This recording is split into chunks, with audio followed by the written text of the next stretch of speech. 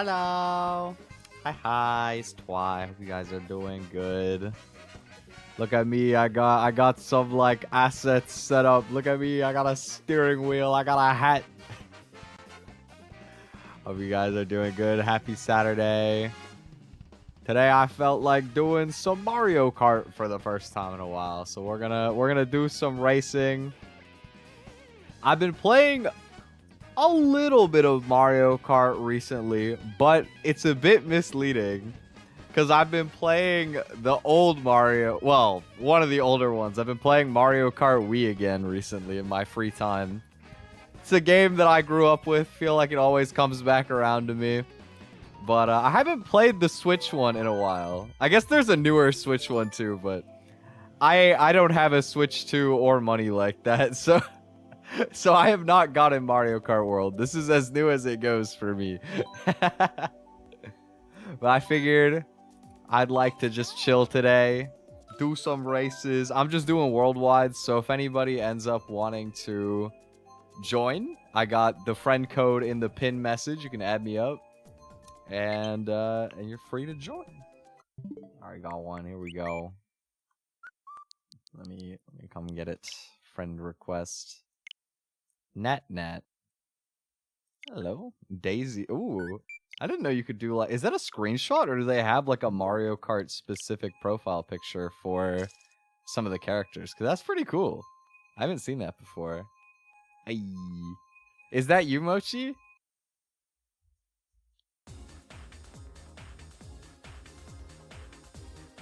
Don't remember where I got it. Oh, so it is just like one of them. Maybe I know there's some like special profile pictures you can get with like the little platinum points or whatever on the eShop. Maybe it's one of those, because I do like vaguely remember looking at some of those in the past. I don't remember which ones that I have, but at some point I had some. I think the Pearl one that I have now might actually be from that too, but I can't remember. Is it that? Okay, yeah. I kind of thought so, but I wasn't sure. I remember I got the Pearl one after I did the 3 Wishes cover with Rita and Shiny and Luz and Marley and all them. I still remember at that time, like, I ended up doing the role of Pearl just because I wanted the rap section. It wasn't as character-based, but I don't know. I kind of like Pearl as a character anyway. It just felt fitting. I remember it was funny too when we did that cover. There was like a couple comments of people just being like, "Oh my god, male Pearl, no way." I always thought that stuff's kind of funny, but I thought it was interesting. There were some people talking about how it'd be cool if one day we get one of the Splatoons that has like a male idol as one of the like host characters. And I think that would be pretty dope. I don't know if they'll ever come around to it, but I think that the concept of male idols has picked up a lot. So it would be cool one day. I think that it would be really dope. Come on, Mr. Nintendo. Splatoon 4. Do it. Okay. Oh, actually, we got in after only one race. That's pretty good. I hope volume is good as well, by the way. I didn't bother testing it. I just took what I used last time I used my capture card, and I was like, okay, probably works. Okay. Do we pick Wildwoods because good track, or do we go Chaotic Evil and pick Baby Park because Baby Park? I mean, what better way to get back into Mario Kart than playing Baby Park? I feel like you have to. We must choose Evil. You have to vote Baby Park. I don't make the rules. If they put it there, you gotta play it. It's probably not gonna pick, but it would be funny. Man, I haven't played in a while. I remember I got to 10,000 ELO again on here, and then that was kind of like good for me. I was like, okay, no more need to grind Mario Kart. I'm actually pretty surprised that I got this account back up to 10,000 as well, because my old Switch account was at 10,000, but that's because I used to always play with my one friend who was like, I don't know, 15,000 ELO or something. I was friends with a Mario Kart grinder, dude. I mean, I think he still might play some. I just haven't played with him as much in recent times because he's a lot busier than he used to be. This is also going to be interesting. I am playing this time around using my OBS as a projector, so I'm like just kind of playing my game through the stream overlay instead of looking at my other monitor, so it's a little bit of a different setup for me. It might look like I'm looking up the entire time, because I am a little bit. Maybe I can like, maybe I can make my chair a little bit taller after this race. Let me see. For the time being, I gotta lock in. I can't lose my first race. It didn't even pick Baby Park. Can you believe it? Oh, what? How dare you steal my... Oh, I'm so bad. No! What happened to me? I used to be good at this game. No, it's fine. First lap doesn't matter. First lap is fake. You got a star. That's kind of... Oh! Not even close. Not even close. I never for a second doubted.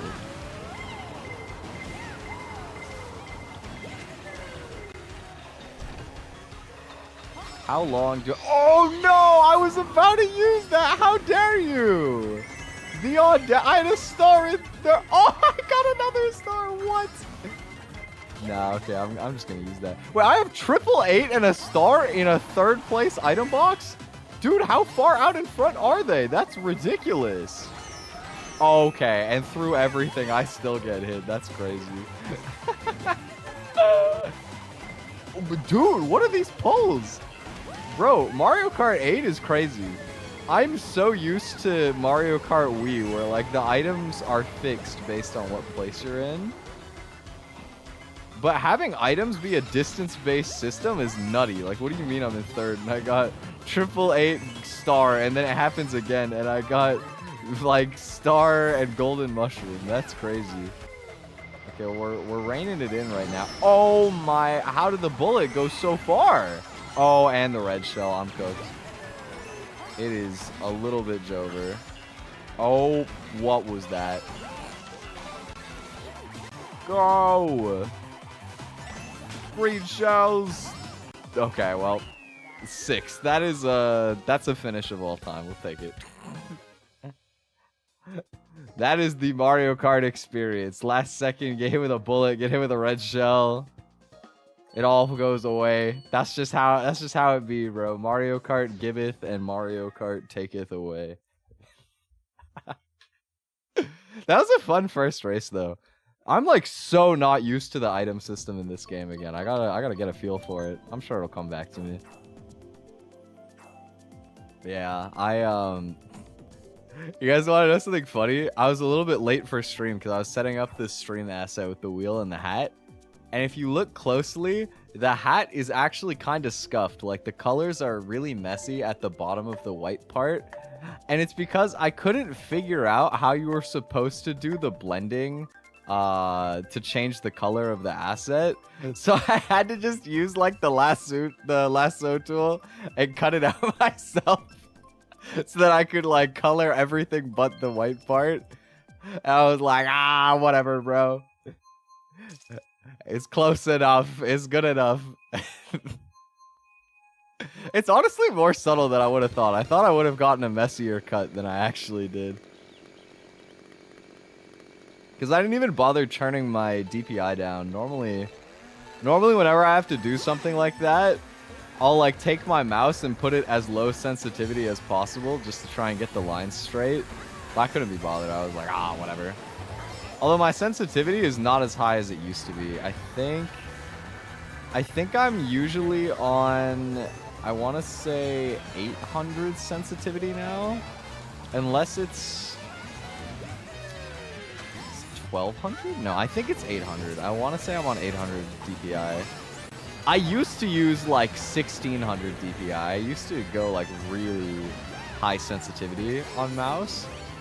And then over the years, I like gradually crept it back. Which is really weird to me because like the biggest sort of aim test, I guess, that I usually do is playing Osu.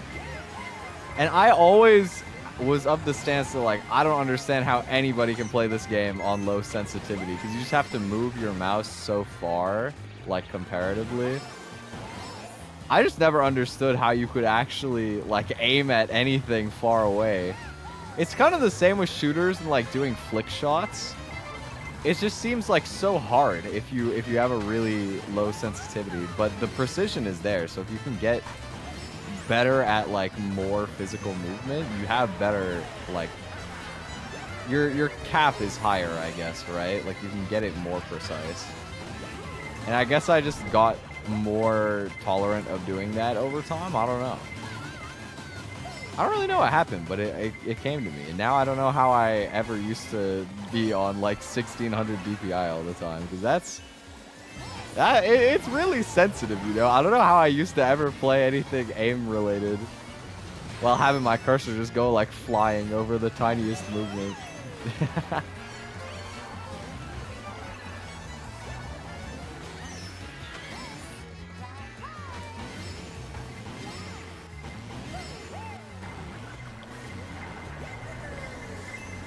Yeah, otherwise I haven't been up to anything too crazy today.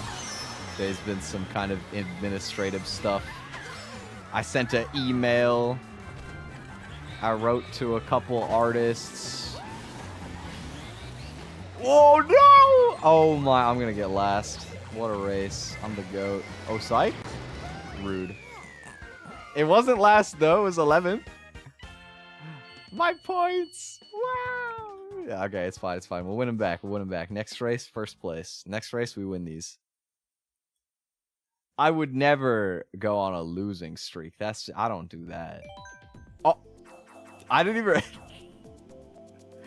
You know how impatient I am, bro? I was thinking about it in the same way that I've been playing Mario Kart Wii, so I was like, okay, time to mash A so that I can get through to the screen to the next race. And I accidentally insta-picked.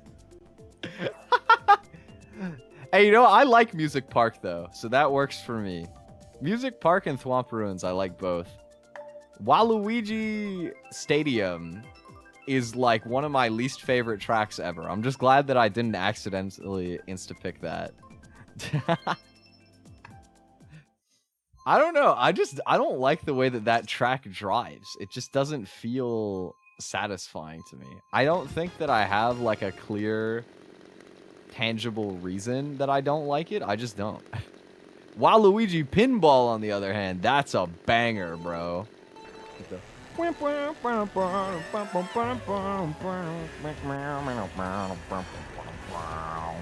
That's a banger right there, dude. I remember that. Because I grew up with the Wii and the DS versions of Mario Kart.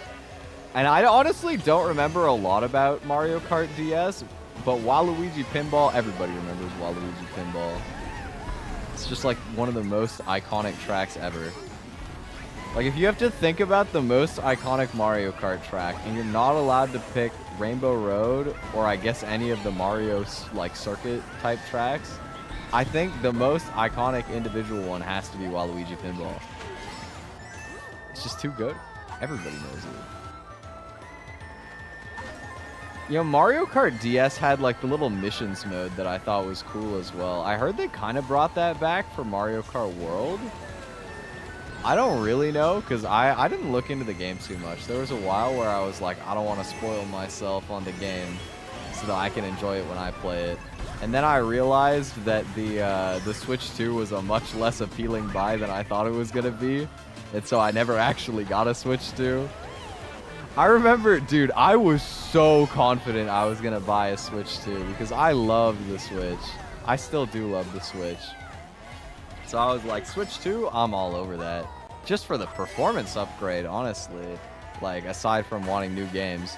And then I saw the games they were releasing, and then I saw that they were like $100, and I was like, you know, maybe the old Switch is good enough, actually. Maybe I don't need that. There might come a day where I would get a Switch 2, but I think it'd probably be secondhand in like a year or two when the prices go way down. Well, like, you know, if you can find somebody reselling one for a good price, basically, right? That's kind of what it boils down to in my book. Because I also bought my, like, actual Switch secondhand as well. I'm just, you know, I'm very much, nowadays, a secondhand tech enjoyer. I feel like it causes less waste. you know, it's an easy way for somebody who needs to get rid of some old stuff to get a little bit of money for themselves. And then for me, I get it for a lot cheaper, which is great because I'm stingy.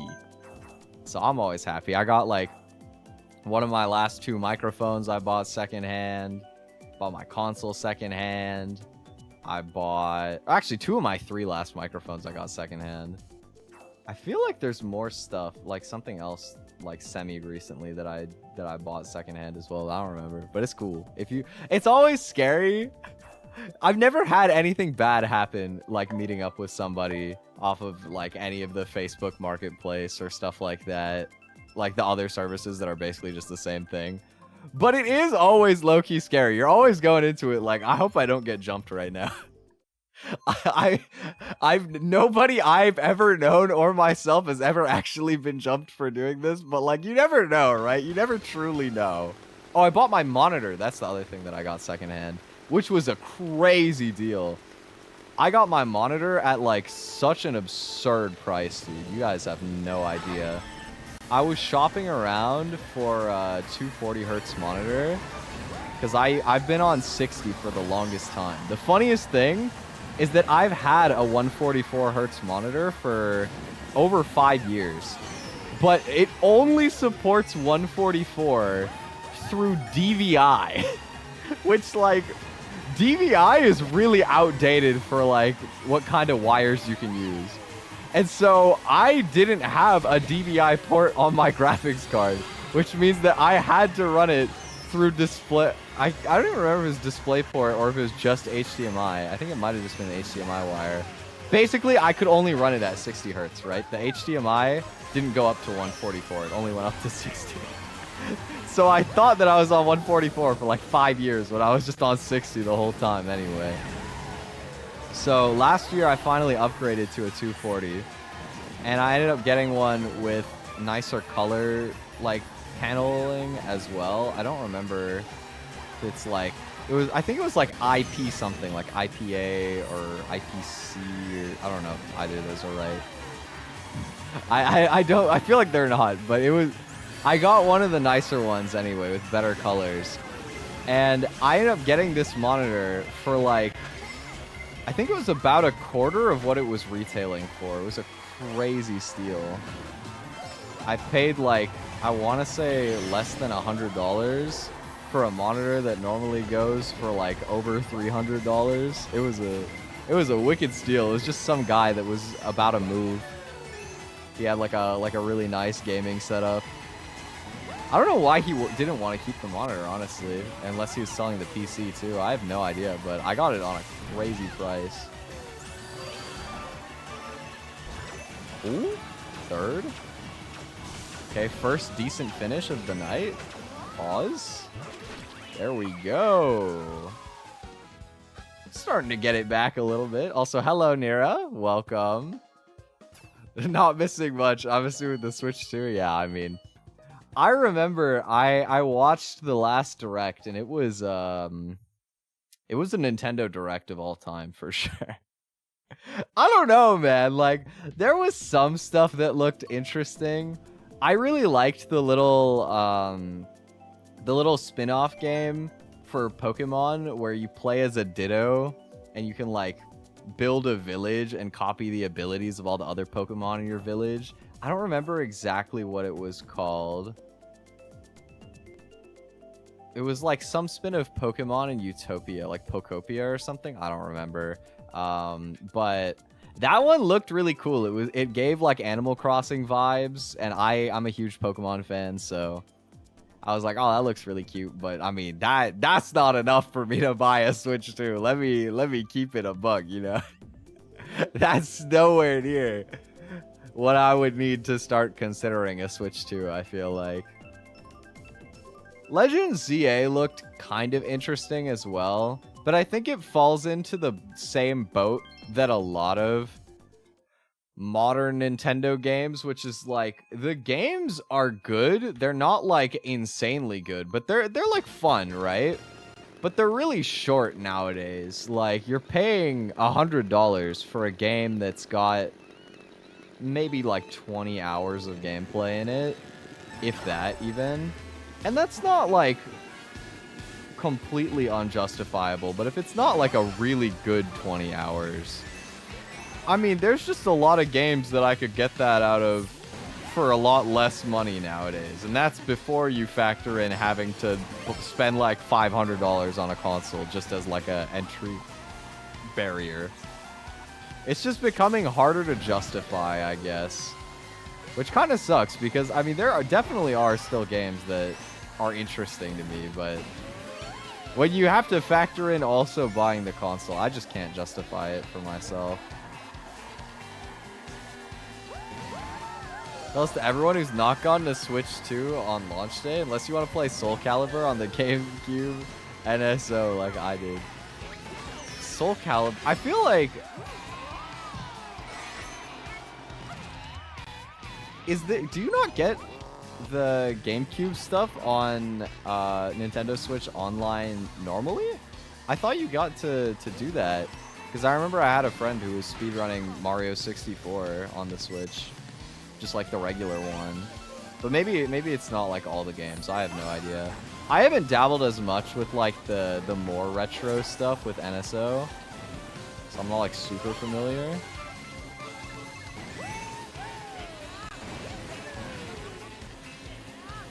Unless you pay for the online at all? Oh, I guess to be fair, I do normally pay for the online, but... Is that like something that just comes bundled with the Switch too? Like you're not paying the online for it? Because if so, that's kind of cool at least. That gives you like some money back, but I would assume it's not like that.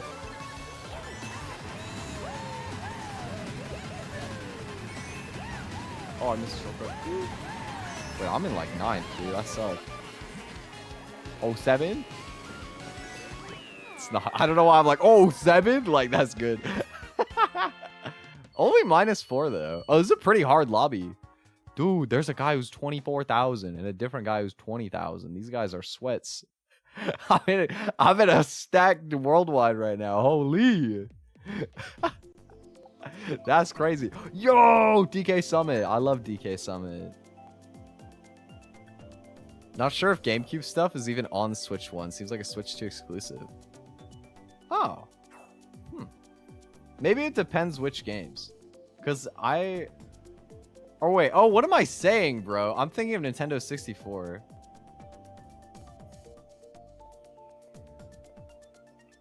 It's not... Dude, I'm sorry. I feel so bad every time that I feel like unknowledgeable about old tech. I'm like, oh, I don't want to make people feel old. It's not even that old. I'm just dumb.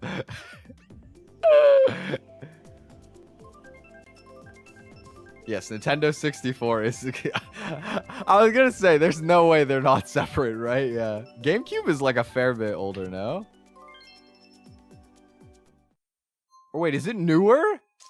GameCube is newer. Oh, what? Bro. Wait, I thought GameCube was older than it actually is. Psych.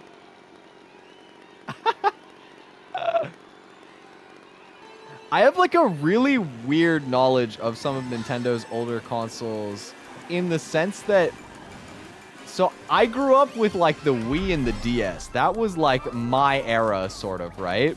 But I also grew up with the SNES because my babysitters had one. You know, they were a fair bit older. They had it from like when their kids were growing up. So I also grew up playing the SNES.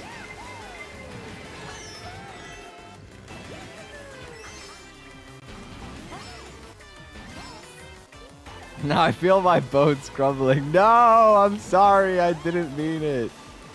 Please don't get osteoporosis. You're so funny. Don't develop bone issues. Come on, man. I'm trying to think. What are like the like mainstays on the GameCube? GameCube had Pokemon Coliseum and XD Gale of Darkness, I think, right? That feels right. I could be wrong. I think there was those two. I'm trying to think which Mario Kart would have been on there. Is that Double Dash? Is that the era?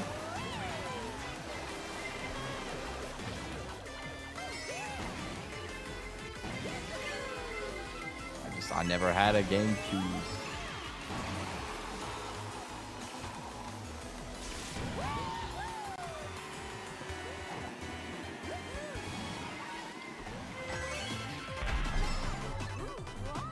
Ooh, golden mushroom.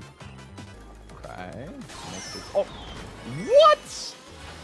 Oh man!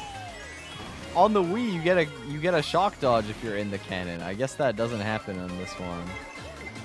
Rip my golden mushroom, that sucks.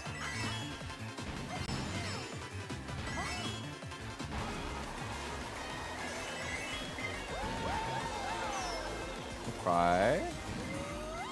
Wait, we are kinda out here clutching this low-key. Wait, that was where the blue shell was? No! No, I messed up! Come on, go. Oh, not the fire, please! Okay, third! Not bad, yo, not bad. Oh, this is where the OG Luigi's Mansion was too. Okay, and Double Dash. Yeah. Okay, that's about what I was thinking. See, I have some ball knowledge. I don't have elite ball knowledge, but I'm a little in the know. Even though I never like played any of these games. I mean, that doesn't feel that crazy. Okay, it's Melee. Oh, that makes a lot more sense. Yeah, Sonic Hero. Ooh, you know what? I think Sonic Heroes might actually be the only GameCube game that I actually played, because I remember... Oh, the thing is, I don't know if I played it on a GameCube. I have this, like, weird memory of going to a birthday party at one of those, like, Chuck E. Cheese type places. I don't know if it was actually Chuck E. Cheese or, like, Woody Woodchucks is a Canadian spin that used to exist. I don't know. One of those back in the day when I was a wee young lad. And they had Sonic Heroes on like a little arcade machine. And I remember I liked playing that while I was there. You know, I always liked Sonic growing up, even though I don't think I've ever finished a Sonic game before. As a character, I liked him a lot. I liked the music. I liked Mario and Sonic at the Olympic Games series. Like, I liked Sonic as a character, but I think with the games, I just never was able to keep up with them well enough when I was younger that I would bother like finishing them, which is kind of surprising to me because I did like playing the Mario platformers, but I think it's just that Sonic was too fast for my young developing brain. Yeah, I know that's why it feels wrong to me. I'm like, on an arcade machine doesn't make sense. But I'm like almost 100% sure because it was like a Sonic platformer where you're going through like individual levels and you have like the team of 3, so you could have like Sonic, Knuckles, Tails. There was the one with what are their names? Like Vector, Espio, and whatever the bee's name was, like Charmy or something. God, it has been so long since I've looked at any of that stuff. But like, I feel like I remember seeing video of Sonic Heroes as well, and it looked like what I remember. It's so weird. I don't know, maybe they had a GameCube set up in there because an arcade machine doesn't really make sense. I don't know, it's one of those things where when you're young enough, the memory's kind of hazy, so like maybe it was just a GameCube and I just don't remember. But I have like a weird false memory of it being an arcade machine. Or maybe it was actually just an arcade machine, in which case that's crazy.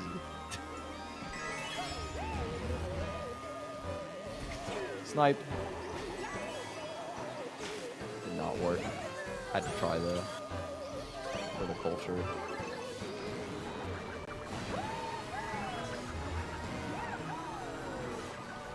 Ooh, scary.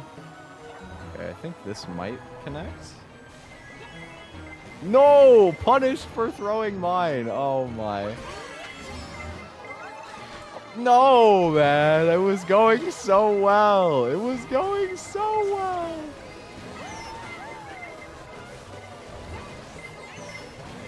Oh? Okay, 5th. It could have ended worse, honestly. have been a kiosk with a GameCube on it? Probably. I think so. I haven't thought about this in so long. But yeah, it probably was just like a GameCube setup somewhere. In which case, that's a pretty hype setup for a for going to a party just at like a Chuck E. Cheese or something like that. I wonder if maybe the parents brought it or something, because that seems kind of high tier for for just like one of the random kids' birthday party places. You know what I mean? I feel like you only go to one of those just to like crawl around in the tubes for an hour and then eat shitty pizza. And that's like the quintessential experience, you know? That feels pretty high quality.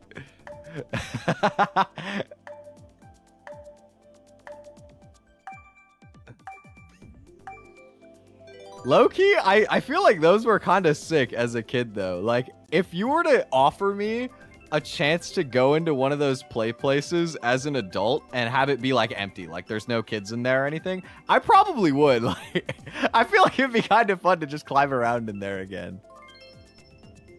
Like, what happened for it being cool to just climb around stuff as an adult? Why do we stop doing that? I feel like climbing is kind of fun. But the only socially acceptable option is rock climbing, and rock climbing gyms cost a lot of money. Like, low-key, I would be so down to get more into rock climbing if I had the money to go to a climbing gym regularly, but it do be costly. I mean, I don't even go to like an actual gym just for the same reason. Like, the memberships just cost too much, man. I just work out at home, and it's good enough for me. I think there's some advantages to doing workouts at home anyway, because the friction is so low, right? Like, all you have to do is think for like 2 minutes that you'd like to work out, and then go and walk into your living room, put the machine up, then you're ready to go, you know? Like, it's very frictionless, whereas if you have to actually get ready and, you know, go outside, travel to a place, I feel like way more often I wouldn't be bothered. But if it was a climbing gym, I might offset that somewhat just on the fact that it's fun. like,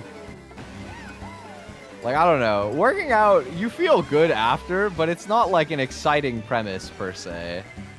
You throw some music on, but that's about it. Yeah, it's nice to work out at home as well, just so you don't have to deal with other people, right? For me, it's just a time to like throw on some music for like 20 minutes. You know, just work out any sort of stress that I might be having that day. You know, it's a very grounding experience.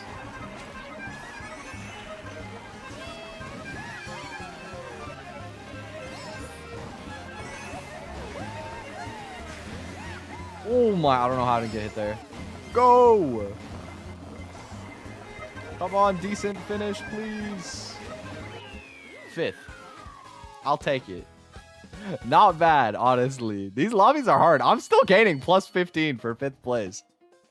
These, like, look, I'm 10,000 rating, and I'm almost the worst player in this lobby. On a rating standpoint, these people are cracked, bro. Like, I guess to be fair, most of the people who are still like playing worldwides in the year 2026 have probably played a decent amount. You know, that does make sense.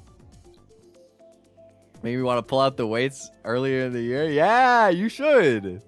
I had my first lift of the year yesterday, and it felt good, although I was very stiff for a bit.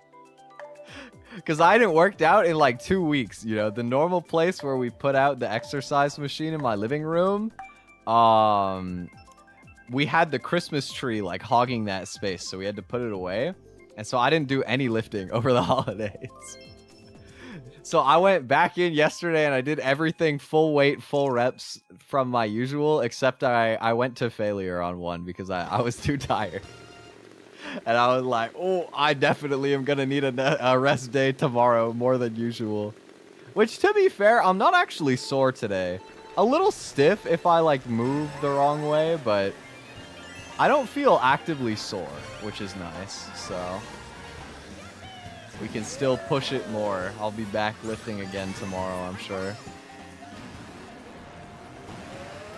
The JP players are crazy, and you are right. I'm noticing now there's a lot of JP people. In my experience with this game, it's Japan and France. I don't know why France as well, but those two countries, they are goated with the sauce when it comes to Mario Kart, dude. They be playing Mario Kart for real. And yes, the Japanese people will be awake right now. I think they're 14 hours ahead right now, so it'd be like 10 a.m. But, oh, and it's Sunday too, actually. So even the people who are like employed and productive would have the day off typically. But that being said, something I've learned is that time zone doesn't actually matter. It doesn't matter if you're playing and it'd be 4 a.m. for the Japanese players, midnight, 8 a.m., like middle of the afternoon. They're always on, bro. There's always somebody in Japan ready to whoop your ass. I don't know why, but once you get up here, there's always somebody, man.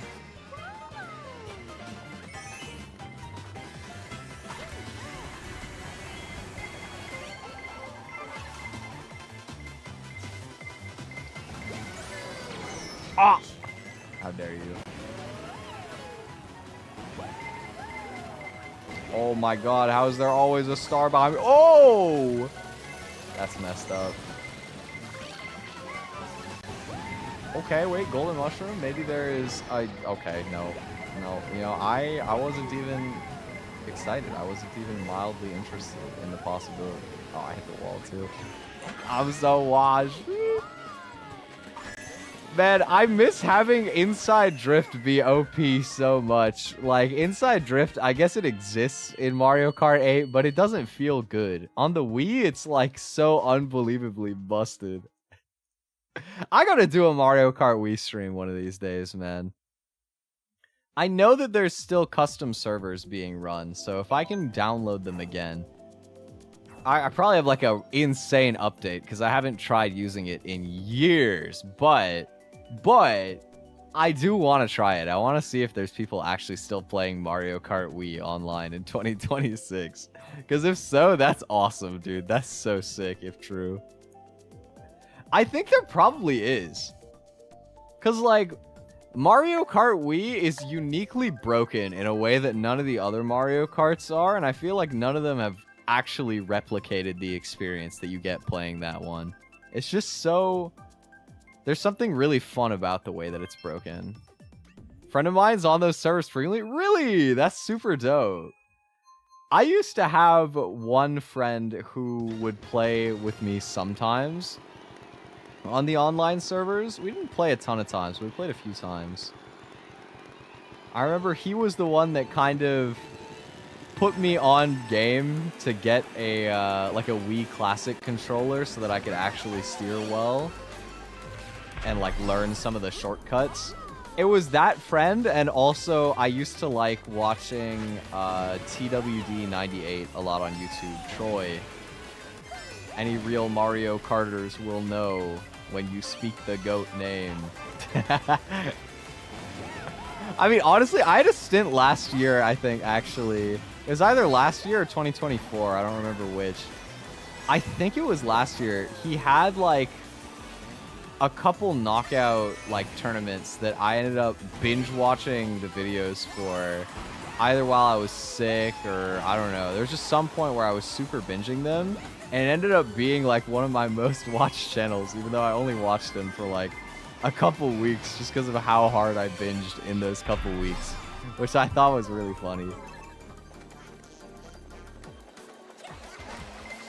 There was a really fun series. He was doing, like, I think it's kind of like a knockout elimination format for a tournament. So, you know, you'll do a race with like 20 people, and then at the end, like the bottom 4 get knocked out, and then the next race, you know, the bottom 4, and then maybe the bottom 2 after that, and it just keeps going until only one person is left, right? And the gimmick to qualify for like the final tournament was how many of those like individual rounds you would win, and it was on 200cc modded into the game, which, you know, 200cc is brutal, right? But one of the most fun gimmicks, I think, was you couldn't get a point for winning a lobby with the same vehicle more than once. So you would just have people winning with like a bunch of super random vehicles. Like they'll roll up in the Quacker just driving like a little duck. Or like the baby booster. Like all the conventionally garbage vehicles. Oh, wait, no, it was 9,999 cc, not 200. That's why it was so brutal and all of the really high acceleration vehicles were so good. Because you had to constantly stop and start. That's what it was. I remember now. They modded, I think it might have actually been like 900, or what, like 99,999. It's like 100,000 cc. And it was like the gameplay is so scuffed. Like you literally just tap the accelerate button and go flying forward, and then you'd have to like wait and then tap it again. It's just like tapping the A button every once in a while to scoot forward. Because if you hold it, you'll just die instantly. Or it becomes one of those things where you'll like intentionally run into walls just as like a stopping point so that you can turn easily. It's kind of like if you've ever seen speedrun strats where you'll like intentionally like run into a certain like spot on a wall or something like that so that you know how to have a consistent lineup into whatever trick you're gonna do. I feel like it's kind of like that. Which was kind of silly to look at. I can't imagine it was the most fun format to actually play, but it was very amusing to watch. I feel like it's always kind of fun to watch people who are really good at a game play like a really unfair rule set. Like, you know, I've definitely tried playing stuff like that and it can be fun, but it's also really frustrating. But when you're watching like videos of somebody just doing some like really unfair stuff in a game, it can be really like, I don't know, it's kind of fun, it's kind of admirable. I just like challenge type content in games, I guess. It's the kind of thing I tend to gravitate to. Yo, that was an insane boomerang. Oh, and then I ran into a wall and threw my whole lead away. Sheesh. Wii players do be built different. Some of the shortcuts on Mario Kart Wii are so sick, honestly. Like, that's one of the things that I miss the most about the experience on Mario Kart Wii versus Mario Kart 8 is that back on the Wii, a lot of the out of bounds areas, they don't work the way they do nowadays, where they have like a full vertical hitbox, and so if you just happen to drive out of bounds, you know, it'll just have like the little Lakitu come and pick you up. Bam! Shock dodge. Sorry, I had to say it. You'll like go out of bounds for a second. It'll pick you up and bring you back onto the track. Mario Kart Wii, they let you cook a little bit. You know, if you stay in there and you fall like out of bounds, then you'll die. But if you jump over a gap that's supposed to be out of bounds, as long as you land in the next checkpoint zone, you're still good. So you have some like crazy unintended skips in that game that just make it look so goofy. It's just so like, it's such a silly experience comparatively, I feel like. And of course, having like a bunch of hard shortcuts gives like a higher skill expression as well, I suppose. Not that I was ever that good at Mario Kart Wii, but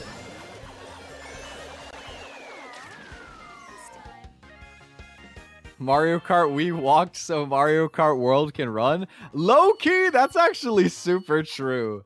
Because a lot of the old school people for Mario Kart Wii, they really found like how to break that game and like go way, way out of bounds. Like, a great example is Coconut Mall. Everybody knows Coconut Mall, famous track, very fun track. There's a crazy ultra shortcut that exists on Coconut Mall.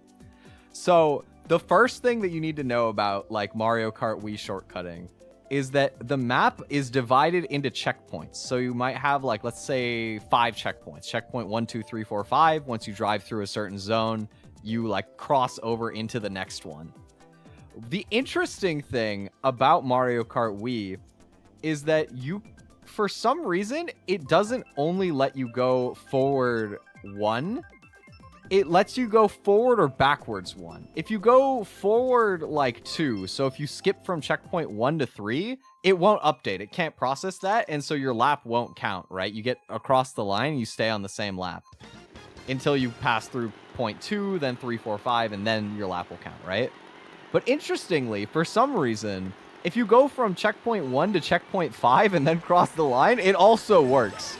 So they found a crazy shortcut in Coconut Mall where you can like use a mushroom off of a ramp to clip through a wall, and you end up landing in the parking lot that's normally walled off.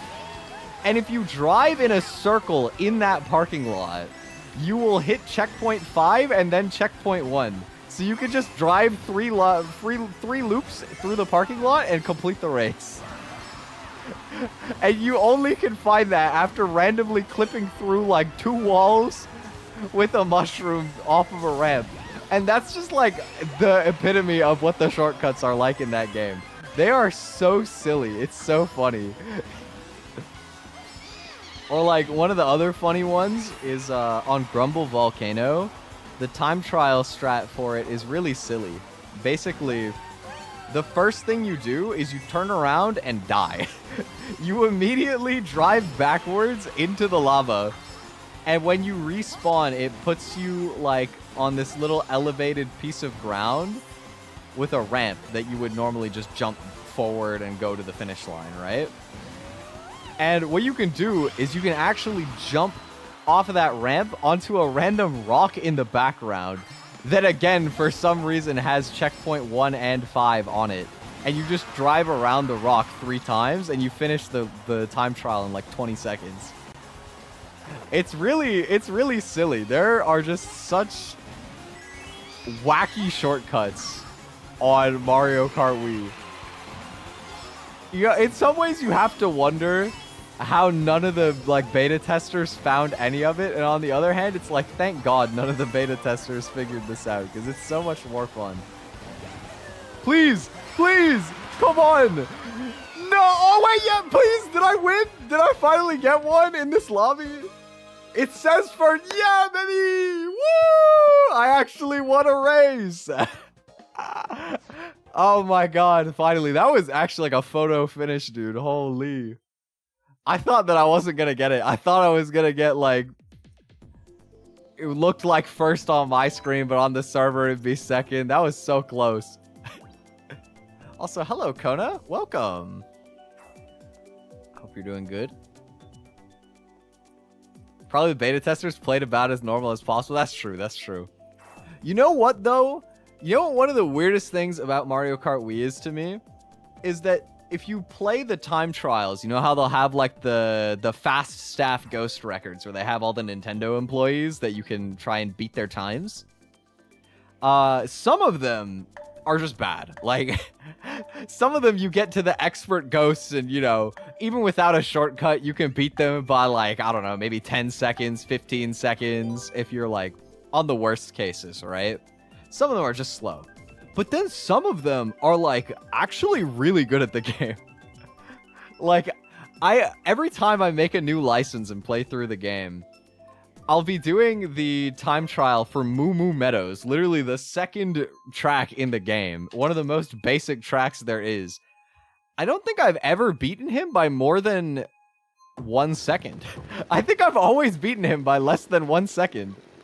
Like, recently, I had what I think was my biggest win over that ghost, and it was like 0.8 seconds or something. Like, I don't know why his lines are so clean on Moo Moo Meadows for some reason. They just got, like, the most locked-in Nintendo employee of all time to put in a staff ghost for Moo Moo Meadows. It's so random. They had a really good one on Ghost Valley, too. That one is tricky to beat.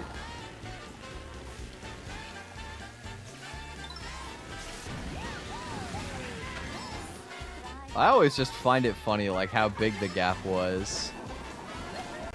I wonder if they actually did that with a Wii wheel, or if they had a controller. Because you could do it with a Wii wheel, it's just a lot harder.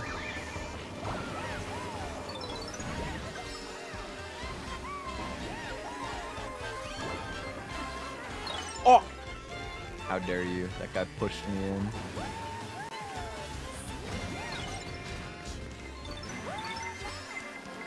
You know, one day I really want to do like a Wii game off collab. I feel like that would be so fun if I find like another VTuber who would be down to do that. Do like, oh, you know what'd be a banger, bro? Oh, I want to do We Play. Wait, We Play would be a fire collab. Hold on. Hold on. Wait, We Play would go so hard as a collab. You could do the tanks. You could do billiards. The Find Me minigame is pretty fun. You can do like the air hockey. I feel like We Play is actually... It feels like it should be one of those like cheesy spin-offs that you don't really actually play. It just comes out with the console. But that game was legit, bro. Like, it's always fun to bust out whenever I'm like seeing my cousins or something. I don't have it anymore. My cousin has it. But I mean, it probably wouldn't be that expensive to find like a secondhand copy or something. I'm sure I could find somebody who has We Play.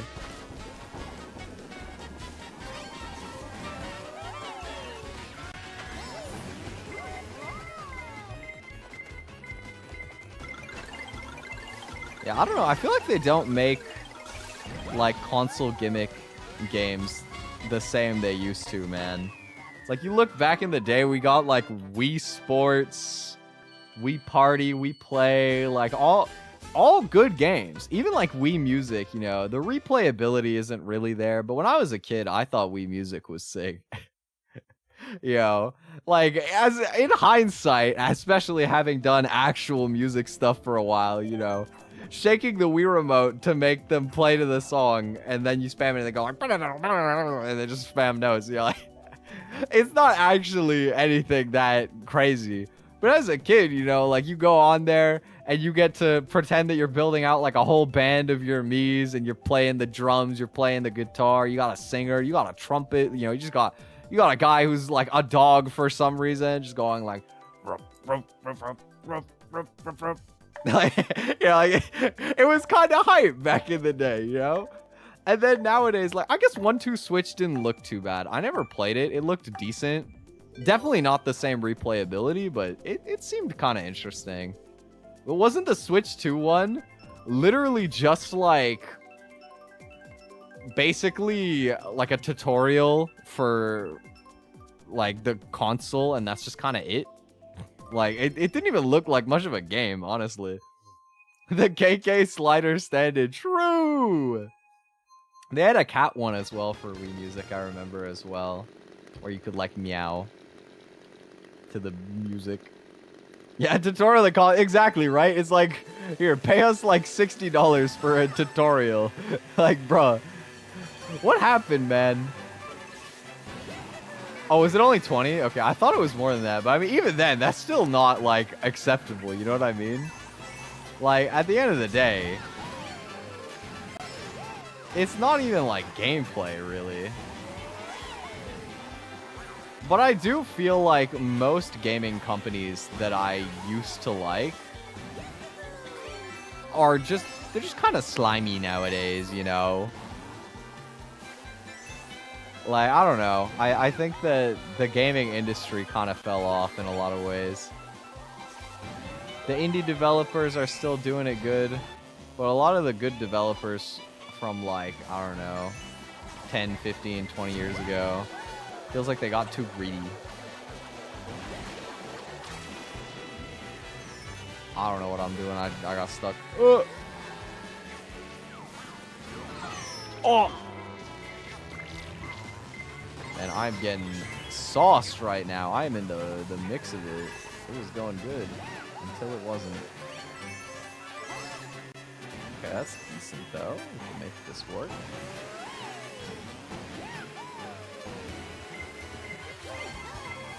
Current games industry is really out of touch. Yeah, exactly. I feel like things have shifted to where the people running the big gaming companies aren't actually people that play games anymore. It's like they're trying to make games that would sell, where you know, back in the day, the games that would actually sell just came because you had developers who were like, I think a game with this idea would be really good, and then they made it. Like, you know what I mean? And that's how art should be like curated, especially art that pertains to an experience, I think. Is you have somebody who, you know, you consume the medium on your own, and then you're like, I have an idea to like blend a few ideas of other experiences I've had. And then you make it, and then it's a banger. Like that's just how it goes. Games are either coming out unfinished with DLC later or gacha. That is so true. That is actually so facts. And you know, with gacha games, I can at least respect that, you know, I think some of them do really try to put the money back into the ecosystem. Stuff like Uma Musume, you know, they have the game, but then they also have the anime that they upkeep, and it's really nice to see stuff like that. And they have like a whole music scene with it as well. They do all the different character songs. Oh, it picked me for Baby Park. I'm a villain. Sorry, that's so sick. Let's go, Baby Park. Woo! But even stuff like, you know, you see like Hoyo Fair for I think they do Genshin, but also like Honkai. Or I've seen like Zenless and Wua do like fan work contests like that as well. Stuff like that is great to see. And a lot of the time, you know, if the whales want to be the ones to fund us getting like a good story experience, a good gameplay experience, and sometimes some aspects of the game are balanced around it being easier if you pay money, I'm fine with that, honestly. I think that's an understandable model to succeed in the modern landscape. But, you know, some of the games, I think it's just out of touch to expect, like, you're already gonna charge like $100 for a game, and then you also want to like have DLC that costs money. Like, are you kidding me? Like, that's... Look, I have a saying that I like to live by nowadays, and it's pick a struggle. You can have one, but you can only have one, okay? You can't be $100 and then also have paid DLC. Like that, you're doing too much, bro. You know, you have to know your place a little bit.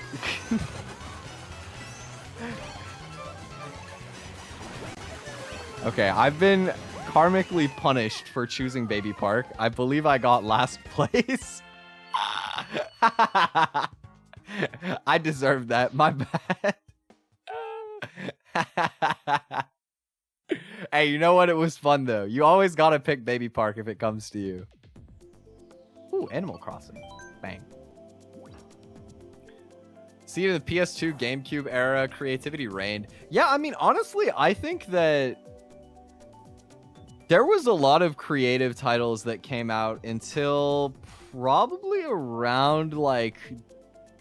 I was gonna say around the Wii U, it felt like. But honestly, that's not even true, because there were, like, some creative ideas. They weren't as good, but, like, the ideas were still there. You know what I mean? To a degree. And then the Switch kind of gave up on having a gimmick, and it was more like the gimmick is just that it's a handheld and a home console at the same time, which is cool. Don't get me wrong, it's cool. But I kind of miss the way that, like, consoles like the Wii or the DS when it was new, like stuff like that, where the actual peripheral was part of the game design, you know what I mean? Like, the concept of Wii Sports doesn't work without, like, the Wii remote, you know what I mean? Having an idea like that to make a very customized experience, I think that's really cool. And that's something you just don't see in the games industry nearly as much anymore. Maybe a little bit with, like, VR stuff, but kind of feels like it's it, you know what I mean? Nowadays. I also agree that story games have gotten, at least from a, like, major publisher, like, standpoint, you just don't see them as much, and you don't see them as long and, like, rich as they used to be in story, I feel like, either. They're still out there, but I feel like, you know, you ask people about, like, RPGs to play, and they always tell you, like, the old ones. And it's because, you know, the art style doesn't matter so much for RPG anyway. I think a lot of them still had a charming art style, even if it's not, like, hyper-realistic or whatever. In some ways, I think that it's more, like, immersive to not have it be ridiculously realistic art in, like, a role-playing game anyway, you know what I mean? And, you know, back then, I feel like there was just more idea behind it. Nowadays, I think what it is that a lot of genres back then and franchises were a lot newer. So you have like the idea for like a story or a specific gameplay experience, and then you work out how that shapes into a game, like in the production process. And nowadays, it's like you start with the production process with a standpoint of like, what kind of game is gonna sell for a lot of people? Like, what mechanic, or like, you know, what kind of like marketable aspect of this game is gonna be the main thing here?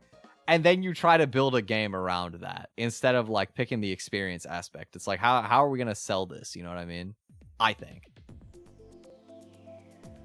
Enjoy the story in gachas, but I like to explore every few hours as long as I'm playing it, not spread 3 months apart to a point where I forget a lot of elements of it.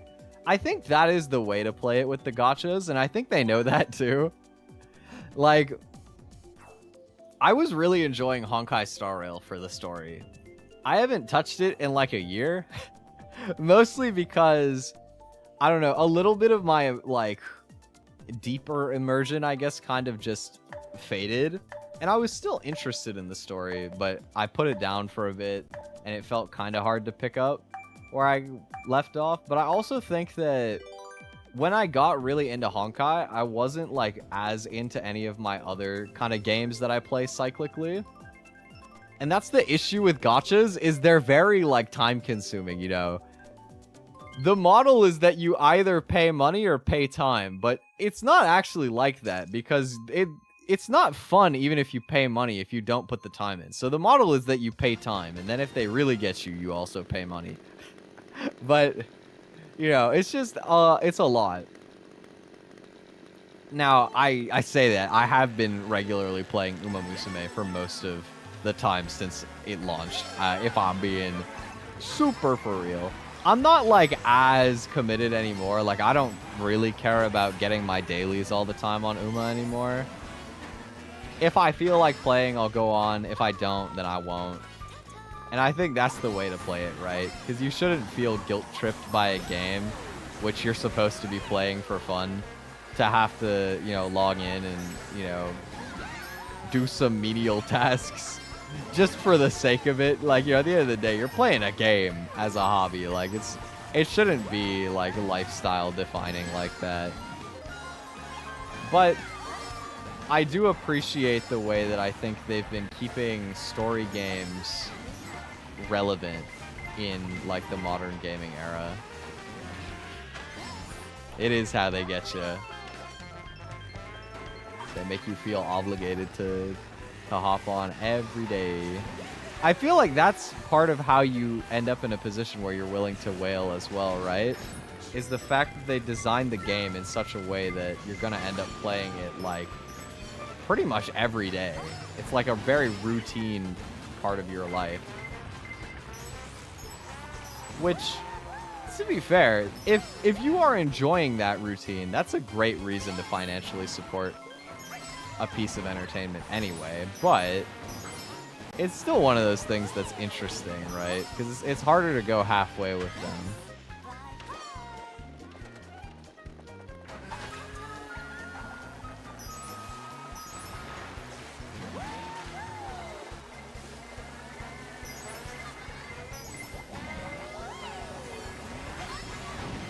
I have not gotten an item again. That is not...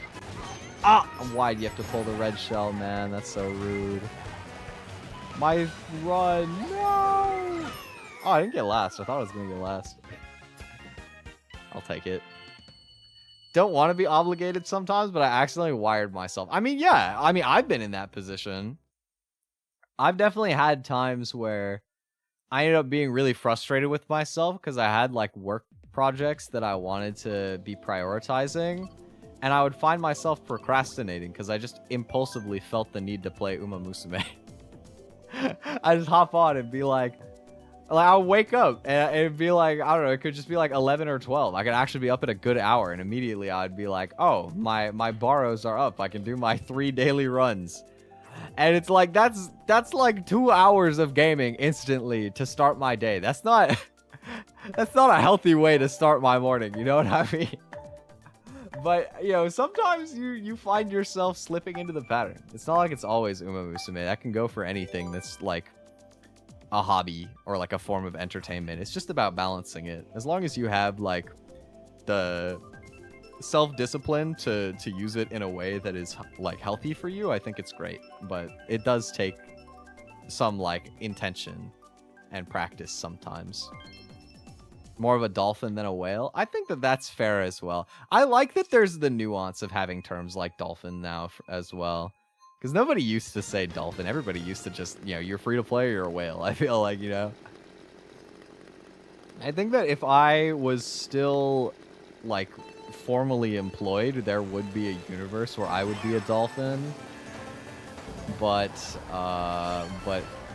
like I say, I'm in the mindset of pick a struggle.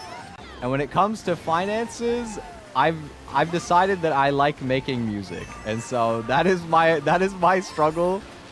That's what I've allotted myself my budgeting for, and that means that we get our free-to-play pulls, and if you don't make it to pity, then that sucks. You know, it be like that sometimes. You just gotta go next.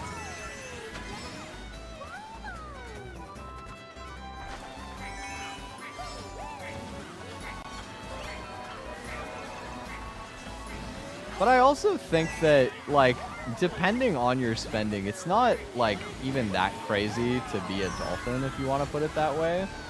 Because, like, I don't know. If, let's say, in the life cycle of you playing a gacha game that you sink hundreds of hours into because you're doing, like, your dailies and you're doing the story and you're exploring and whatnot, right? You're really taking full advantage of what is a free game and playing it like a lot, and you decide to pull like $100 worth in that time. That, in the end, is the same as if you paid for a AAA game, which realistically you're probably not going to get like multiple 100 hours of entertainment out of. You know what I mean? It's not that like crazy for entertainment to price ratio, and if some people didn't decide to kind of take that burden, then it wouldn't be possible for everybody else to be free to play if they wanted to. You know what I mean? Like, somebody does have to pay it, which I don't think is nearly as bad of a thing as people make it out to be. I think there are situations where there is media that is supposed to be paid for that you can justify, like pirating and stuff like that. But most of the time, it is a good thing to financially support tools or media that you think positively impacts your life. You know what I mean? If you have the means, you should, because if you don't, and everybody else also thinks that way, then they'll go out of business, and there's just no way for them to make that at a scale for other people to enjoy. Which, you know, that's just sad. Like, I think that having art-related jobs is cool.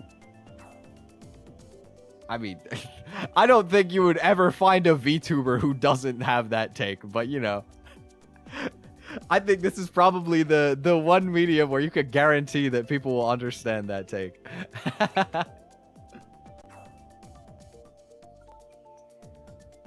But it really comes down to, like, the smallest things for me. I think that a lot of people have kind of lost a little bit of the magic for art. You know what I mean?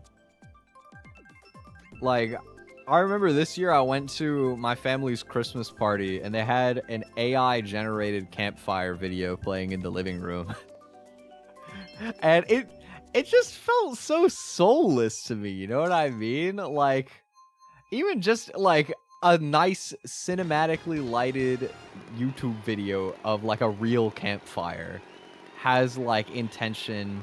It has like a sense of warmth that somebody else would choose to shoot that. Even if it's, you know, you're not actually gonna feel the campfire. Or like an actual like drawing, you know what I mean?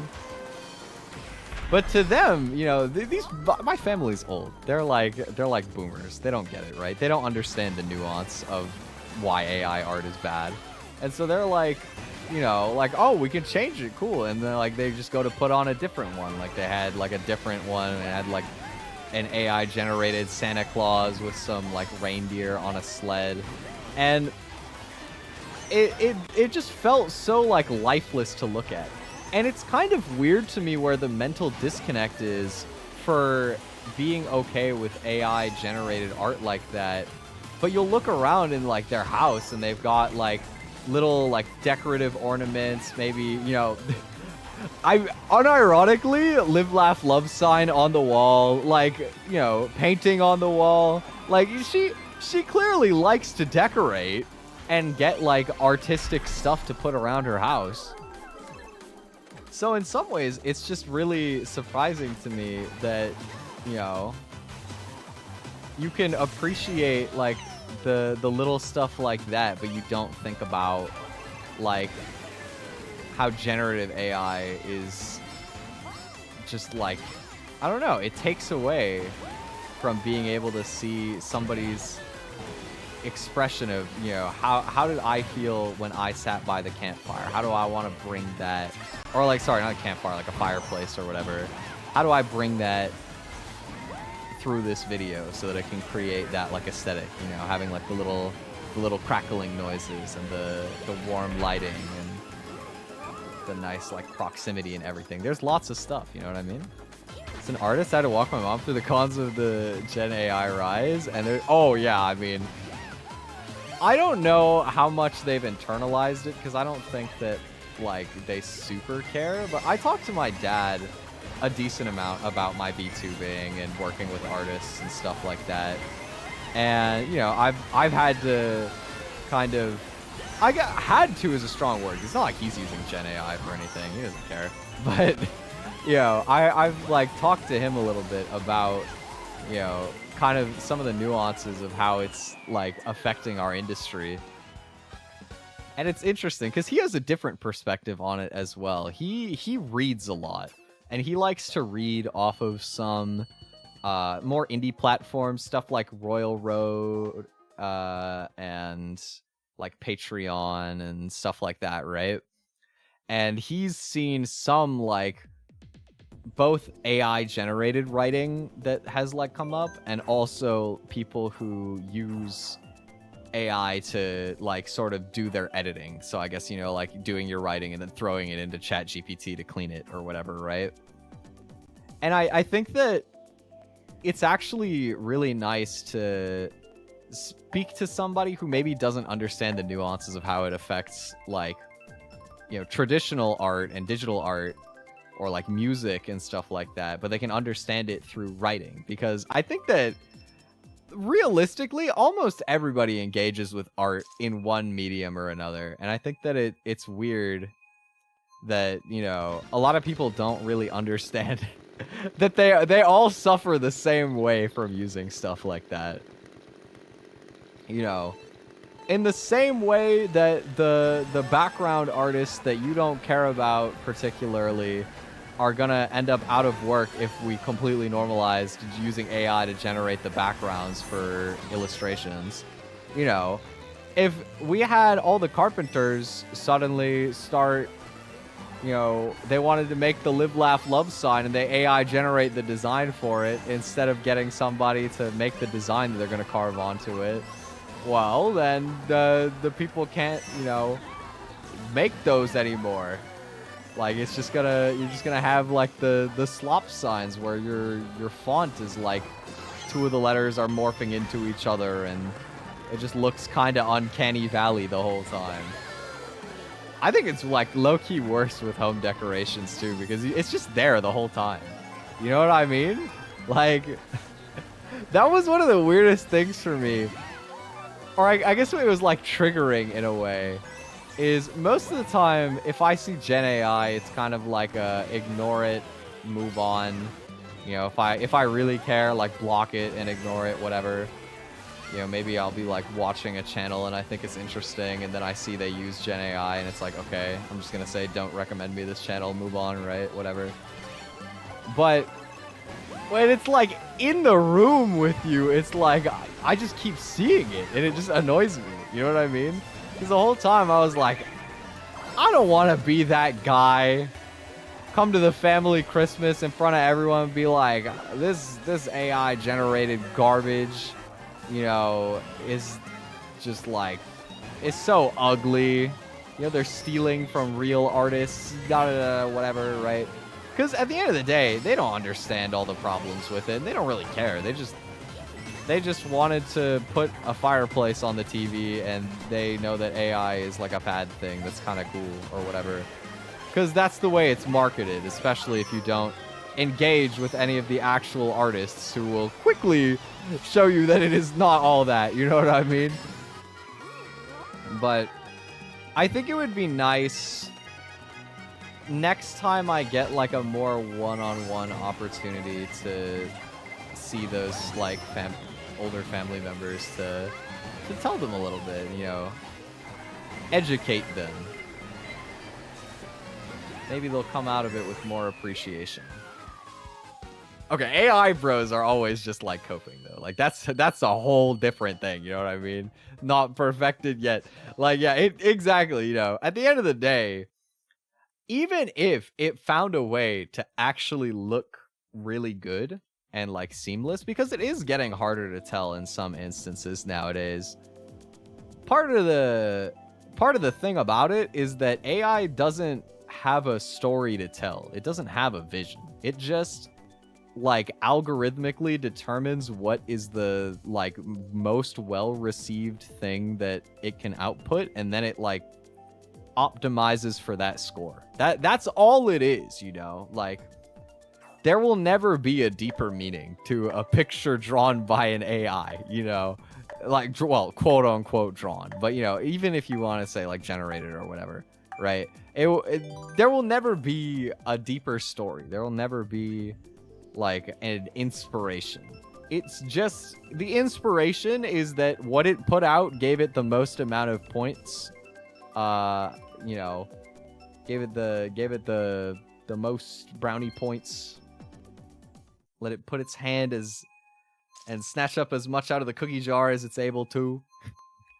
That's all it is. It's the same way that, you know, you can watch like machine learning learn how to play like a game of Mario, and it doesn't actually understand why it's moving the way it's moving. It just knows that if it gets hit by something, score go down, but if it doesn't, then score go up. So it tries to avoid getting hit. You know, there's not like a deeper understanding to it.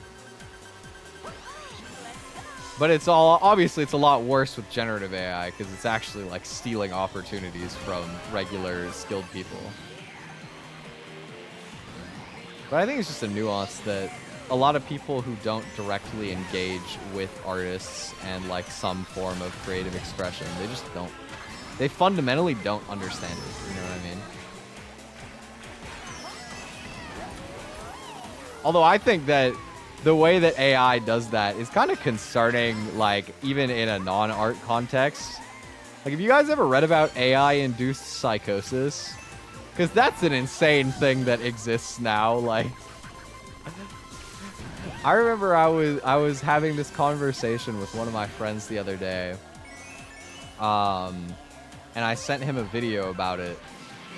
Because we were talking about, like... AI chatbots and the existence of like AI therapist bots, which are very far from therapy. I'm sure many of you would be able to figure out. But you know, we're talking about that, and he was sort of under the standpoint of like, you know, well, yeah, it's bad because it's going to, like, tell you what you want to hear. And if, you know, if you are more under a disposition to be getting deluded by it, you know, if you have some sort of, like, manic disorder, some sort of, like, delusions, that's going to be very high risk for you. But, you know, he was kind of saying, like, you know, therapy is very hard to get into. It's very expensive. Some people can't have that. And so as, like, a sounding board, it's not such a, like, a bad thing to be able to use it. And that's where I was like, I completely disagree. I think it's terrible for everybody. Because there are cases where there are people who have, you know, chosen to end either their own and or other people's lives because an AI, like, affirmed them to do that. And that's the thing, is when you hear something like that, you assume that it's from a standpoint of, like, oh, this person was crazy, they were having delusions, they told the AI, and then the AI, you know, it's very sycophantic, so it you know, it spits it back at them, and they're like, you're so right, you're so smart for catching on to that, the way you feel is valid, right? It knows that saying those things is what you want to hear. And so if you do that for, like, a really crazy person, of course, right? Of course, if you affirm their delusions, they're gonna act. But there's actually been cases of where it's more like a social isolation, like depression type angle, where people will get into a position where you feel like there's nothing you can do. You feel like, you know, you're in a very hopeless situation. And, you know, if you tell this to a therapist, what they should be able to tell you is, like, you know, after breaking it down a little bit, that could be true. Maybe in that, like, circumstance you're in, you're going to be very, like, unsatisfied no matter what you do. But you can try to get out of that circumstance, right? Like, life is not that binary. You're allowed to change certain things about how you're living and get into a different environment where you might be a lot more successful, you know?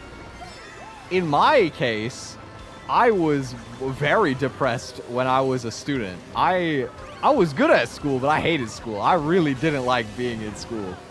And I kind of thought that I was just always going to be, like, really kind of lost and, like, not have any sort of deeper motivation for anything in life. And then my circumstances changed. And all of a sudden, you know, I'm a lot happier than I used to be, right? I haven't had, like, a dark headspace in a long time like that. But there are cases where, you know, people will start confiding in the AI, right? And this isn't even necessarily just therapist boss. This could even just be like ChatGPT, right? If you start talking to your ChatGPT normally, this can also happen. And, you know, you start emotionally sharing with it more as time goes on. And as you start to see it as a more reasonable place to expend, like, your social energy to have a conversation, you will start to... You'll start to, like, isolate more from regular social situations because the AI is, like, reasonable in your head, right? And so if you open up to the AI and tell it, like, your circumstances and that there's nothing that you can do, there are actually cases where the AI will, because it doesn't have any other context for your specific situation, and it also isn't smart enough to know to, like, guide you into a different, like, set of circumstances like a therapist, it will literally reaffirm you. Like, you know, you could tell it, like, you know, all of these things are wrong in my life. I don't feel like I have a reason to live. And the AI could be like, you know, I actually can't see a reason to live through those circumstances either. And hearing that, that is so dangerous to tell to somebody who is in that headspace. But there are cases where, like, teenagers and, like, young adults have actually, like, died because of this exact kind of conversation with the AI. And it's insane that you can't sue them for that too. That's actually, or, like, I don't think there's been much successful litigation in that regard. That's crazy. That's actually messed up. Exactly, yeah. I'm 100% in the same boat. seeing an actual professional is always worthwhile. Sometimes the waiting lists can be insanely long, or the rates can be absolutely insane. I always recommend, you know, you can look for programs in your local community. You might have like better options if you're like a youth age group, so usually 25 or under, or if you're in some sort of minority group, if you're in a disability group, you might have more specialized options for like care. You might still be able to find government help that'll be like covered for you if you're able to wait a couple years, a year or two. As long as it's not like urgent, you might be able to wait and get into a situation where you can see somebody, which is of course still better than nothing. And you know, even like in a worst case scenario, there are professionals that have sliding scale options, usually based on how much income you have. So you can sometimes get to see people like my old therapist that I was seeing a couple years ago. I ended up getting to see them for about half of what their advertised rate was on an hourly, which was still expensive for me, but you know, it's a lot more manageable, right? If you look around, there is more hope than you might think, as long as you have an open mind and you try your best to be accommodating to them in the same way that hopefully they will be accommodating to you, right?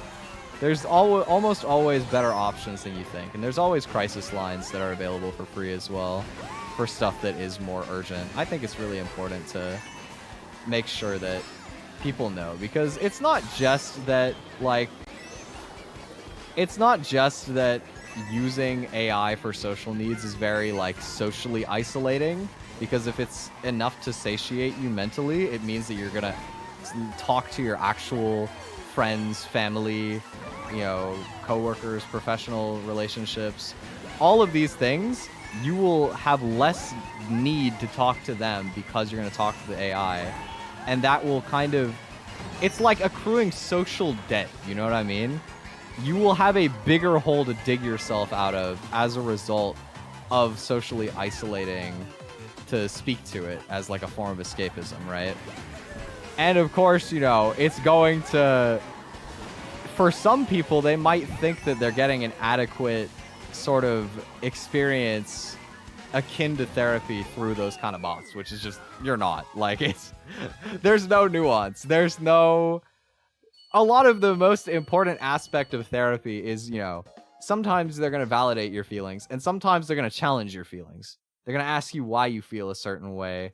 They're going to sort of gently try to guide your like internal thinking to be more critical in a way that will help you build a better life. You know what I mean?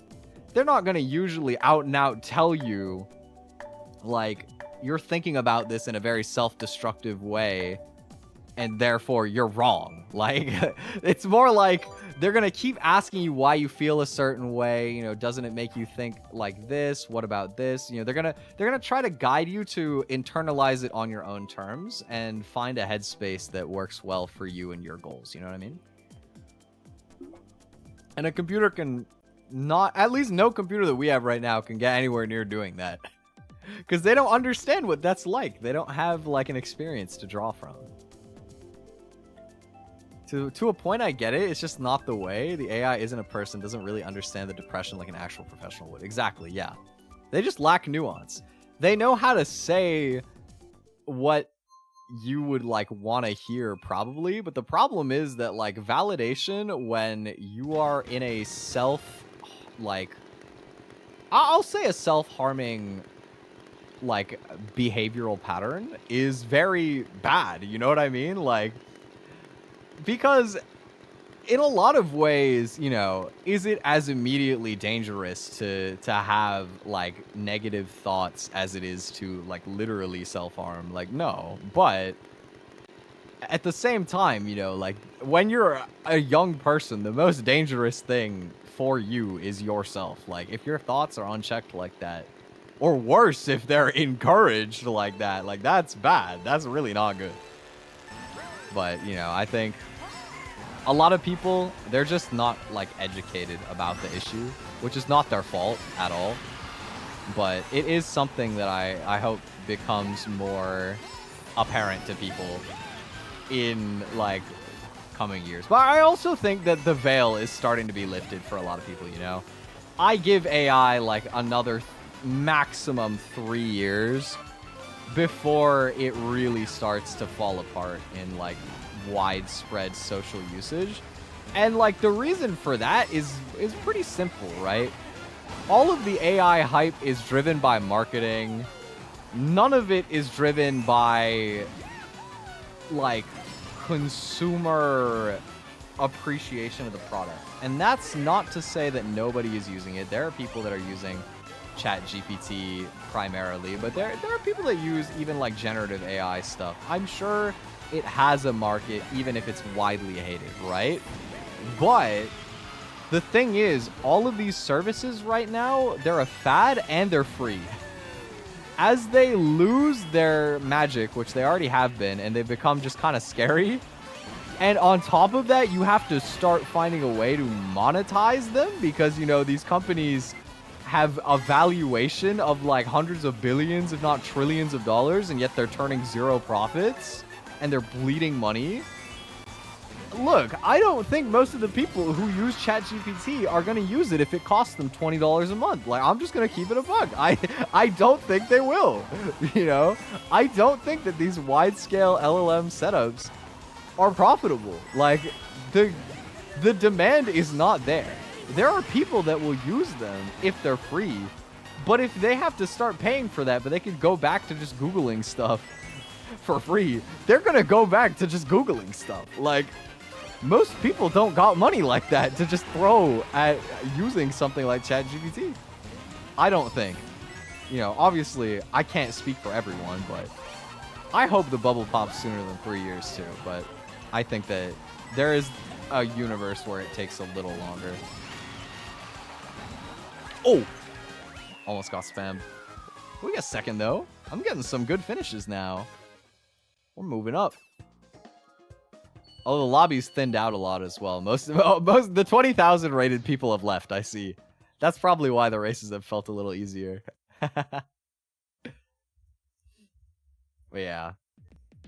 I've been seeing more and more content about the bubble, and I think it's a good sign. I think a lot of people are catching on now. What we've been saying from day one, AI is cringe. And if you use it, you're cringe. And not even the good kind of cringe. Like, VTubers are also cringe, but we're like the fun cringe. We're whimsical cringe. You know, you get to just enjoy yourself. There's no whimsy in telling ChatGPT to generate a fireplace. That's lame. I would rather walk into my family member's Christmas thing and see an MS Paint scribble of a campfire on the TV. That would be sick. That would be a conversation starter. That's fun. You know what I mean? I think the best thing that might come out of all of the, like, AI bubble that has happened is that regular people are going to develop a greater appreciation for art. I think that will happen. Is that, you know, they're going to gain some sort of interest in seeing, like, AI-generated media. They're going to realize it sucks. And then, to an extent, they're going to realize that they appreciated things like TV shows, movies, music, drawings, you know, any of these, like, entertainment forms. They're going to realize that they appreciated them more than they maybe thought, right? And I think that's a very good thing for society. I think that will be one silver lining to what has otherwise been a festering pile of slop over the past few years. But yeah, I 100% agree. I think that AI is living on the fact that it is novel and it is free, and as soon as those two things go away, it's cooked. If you were to create something, it'd be done poorly but with effort rather than having it done artificially. Exactly. That is the way. I mean, that's what it boils down to. Even nowadays, I think it's coming to a point where using AI is a sign of a lack of quality. It's a sign of cheapness, right? Because if you have art and it's bad art, it could be just like that you were not willing to spend very much money on the art, but somebody still made it. It could be that you made it yourself and it has charm to that. It could be somebody related to your business who maybe isn't like specifically an artist, but they just do that sometimes, does it. It could be that you're giving somebody who's newer to the industry an opportunity, and that's cool. Like, there's all sorts of interesting like aspects to something like that, and it tells a little bit of a story, you know, of your brand, your product, and all of that. But AI, all it tells is that you wanted something that looks professional without paying professional. You know what I mean? That's all that you get from seeing like AI generated promotionals. You know what I mean? And so I think that, you know, as people get a little bit more astute about it, I think that it will very quickly like sway even further than it already has in terms of public opinion. And as soon as it starts costing money, like, it's over for these companies, bro. Now, I mean, will they properly have to pay for what they've done to the economy? No, but at least they'll go away, right? Surely. Surely they'll at least go away. But the slot behind a paywall. Okay, well, that's obviously the worst, yeah. Some people are getting creative about that. You know, I saw a video the other day about this Twitter account that had like 100,000 followers doing art, but it was AI art, right? But it was one of the stealthier people where they kind of know how to draw, and so they trace AI and they like kind of make it a little bit cleaner as a result of that. But you can tell really easily because if you look at like the speed paint of their piece, there's no like sketching. They just start drawing all the final lines like instantly, which not how it works, right? Not how it works. But I saw a crazy thing where what they did. Oh, you saw the video too, maybe? Or at least like the person. Anyway, what they did is they uploaded a video where you could see like their hand holding the pen drawing on the iPad, and it really did look like they were just freehanding like a drawing. And it was like, wow, like, that's interesting. I mean, I already knew from the rest of the context I'd seen that they did use AI previously, and at that point I don't think that showing that you can draw means that you didn't use AI elsewhere. It just is more like, well, why did you do that? Like, you know, if you can, why did you do that? But yeah, what it was is they took the AI art, they colored it green, and then they chroma keyed the video so that you couldn't see the fact that they were tracing over it. But it was like exposed because there was a color wheel on the side missing the color green, which is so funny, dude. But like, wow, you gotta respect the creativity in some ways. Like, scumbag behavior, don't do that, but that is very fascinating to come up with. You know what? And I think even more amusing is the guy who was doing the expose literally predicted that they were gonna do a chroma key live like drawing as well, which is crazy. I wonder what that poor guy has seen that he could have foreseen something like that. Like, bro, that guy must have been in the trenches of dealing with AI artists, man. My God. Because I had never heard of that. And I was like, wow, that's next level for trying to get away with it. You know, that's interesting. Give the effort some points. Yeah, I mean, it's no points compared to if you had the effort to just actually draw, even if it was bad. But it is interesting. You know, I think in a lot of ways, there's like a very human fascination to watching people try to do like something criminal in a very stealthy way. Like, anything about criminals who don't get caught, there is some sort of morbid fascination to stuff like that.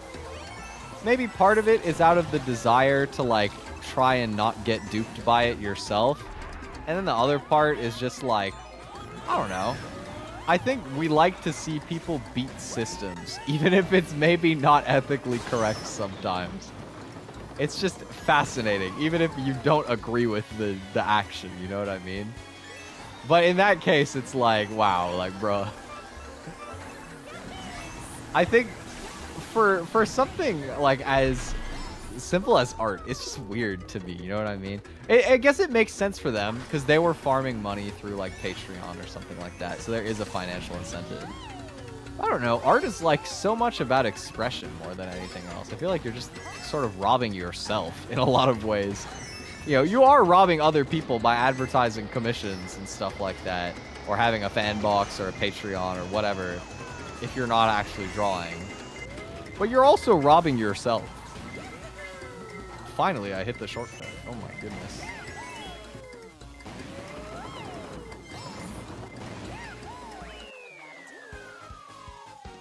You know, like, I feel like using AI to pretend that you're making some sort of art, it's like if you found a story that you thought was interesting or like a TV show, and you just looked up like cliff notes about it and read that, or like you opened the Wikipedia page and you like read what happens instead of actually consuming the story. It's like, well, yeah, I mean, you got to the ending, but like,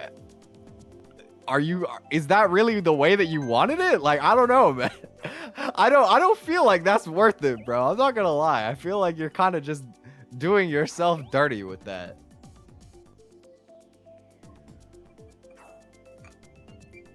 Why are these guys getting more followers than me? Go away. Because at the end of the day, there's a lot of people that don't actually like care about the story behind it. They just want to see something visually appealing. They look at it at a glance, it looks good. Some of them will follow without realizing it's AI. Some of them just don't care that it's AI. Like, it just depends, right? There's all sorts of people who have different sort of ethics and standards, mostly probably because they haven't personally engaged with artists as much, or they're not like creating things themselves, or maybe they're just one of those tech bro kind of guys and they want to be in on like the new wave. You never know, right? It does depend to an extent on your own experiences, but I think a lot of it just comes from a place of a lack of deeper understanding on the kind of impacts that it has. And I don't hold it against people for being ignorant. I only hold it against them if they're willfully ignorant. You know, that's a different thing, but a lot of people just don't know at the end of the day. And I also think a lot of the people that actually do like generate AI are the types of people who aren't in it for the experience anyway. Maybe they are still creative, but they have the right creative skill set to do something more like project management or writing, and they use it instead to create a visual component. I think it's one of those things where, like, you know, people will say like, oh, well, it could be so useful for concept art. Like, concept artists aren't a real profession for a reason, you know what I mean? Like, sure, if you don't really care about the experience going into it, you could AI generate concept art, and there are like things that people have liked that did that. You know, I know Expedition 32 did really well. I never played it, but it did really well, and they AI generated a decent amount of their concept art. But at the same time, if you talk to an actual concept artist, they're not gonna like drop doing the concept art over to an AI and then like start focusing the art elsewhere, because they still know that they can do it the way that they want it better.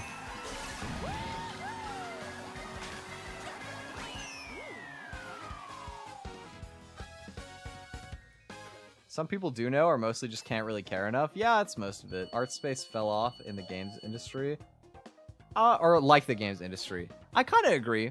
I kind of agree with that. I think that there's a lot more ambiguity nowadays for people that don't know what they're talking about. Where you see stuff that looks cool that's AI, and you're like, well, why is this bad? I don't understand. And then you also can sort of, if you don't understand why the artists who are rightfully upset about generative AI, you know, get vocally, you know, disrespectful about it, then you might sort of feel like, well, I liked that thing. I don't know why these people are being so hostile. I think that, you know, it's great that it looks cool and somebody even like me who doesn't draw can use it. And it's like, you can create division between the groups that was needless before. Because they didn't have a reason to care before. But now, you know, it's kind of like a quick fix, you know what I mean? Before, I think that the art community was smaller because the barrier of entry is higher, right?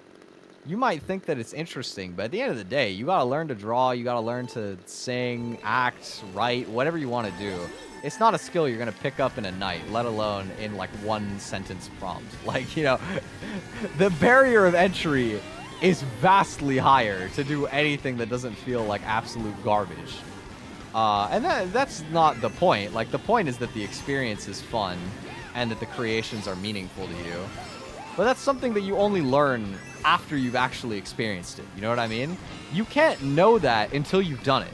Like, rationally, maybe somebody can tell you that, but you won't internalize it. You won't understand that until you've done it. And that's the thing. A lot of these people, they're not actually that interested in either, like, regular or AI art to figure that out, but they can engage with AI art because it takes, like, 5 minutes. But so, you know, they'll never understand what it is that they're missing and, like, the substitute that they're making there.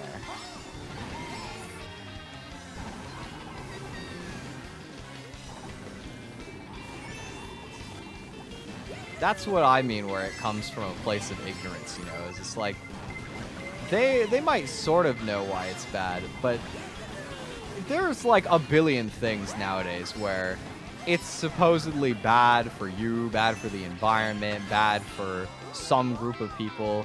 Almost everything comes at a cost to somebody nowadays.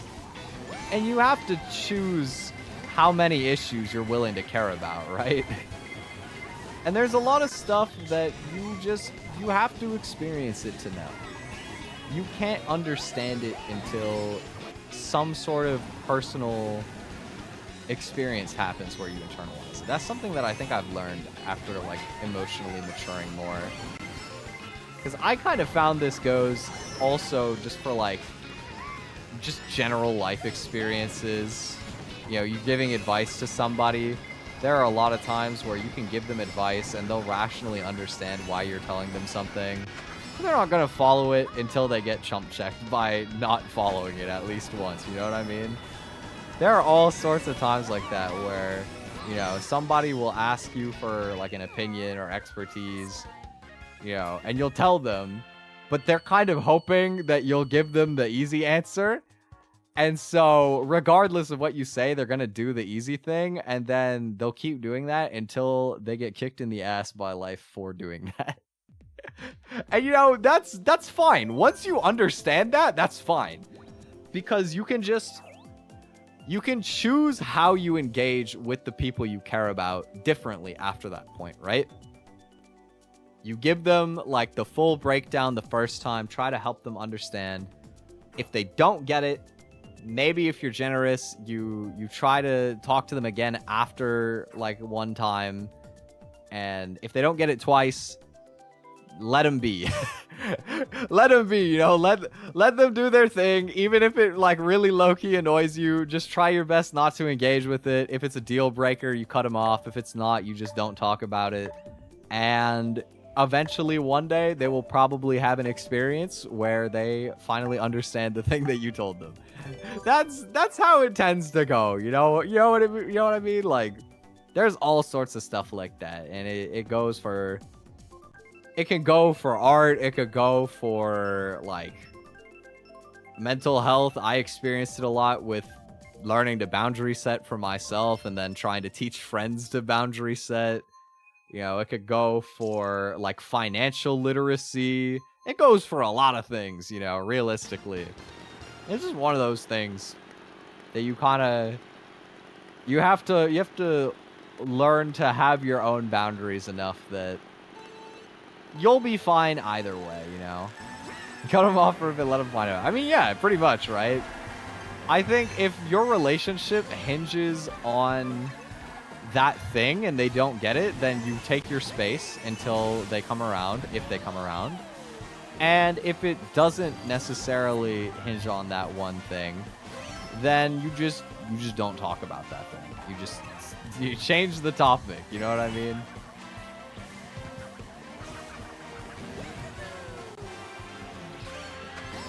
And at the end of the day, you'll find a lot more like mental peace doing that. You gotta protect your peace.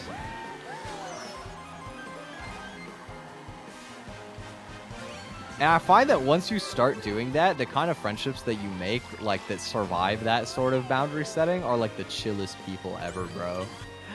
You meet like such cool people when you find people who actually understand boundaries like that. Oh, it's great. I mean, the problem is that people who are really cool like that tend to have a lot of their own stuff going on because they understand it themselves enough to understand boundaries.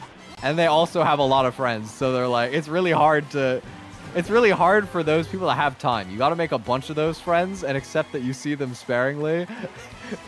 But then, they are the best friends though, for real. Seen some instances where people are acting, thinking that the AI is just genuinely... People are acting, thinking the AI is just generally boring them now. Yeah, I mean... I think it is, right? You know, there's only so much novelty to AI, and I think people are gonna realize that pretty soon. It's like, oh, you know, this isn't some like crazy future technology. They're still pretty stupid. Especially as it gets like more incorporated. You know what I mean? Like, I think there's a lot more people now where they're being made to use AI at work and they're realizing like, oh damn, this thing sucks. Like, this is not only not helpful, I have to spend my time fixing it instead of like just doing it the way that I have always done it, you know? It's one thing if it's a tool, but if it's actually like slowing you down, it's stupid. But there are so many companies now where they're like scared that they're gonna like miss the wave. So they have to incorporate it into everything.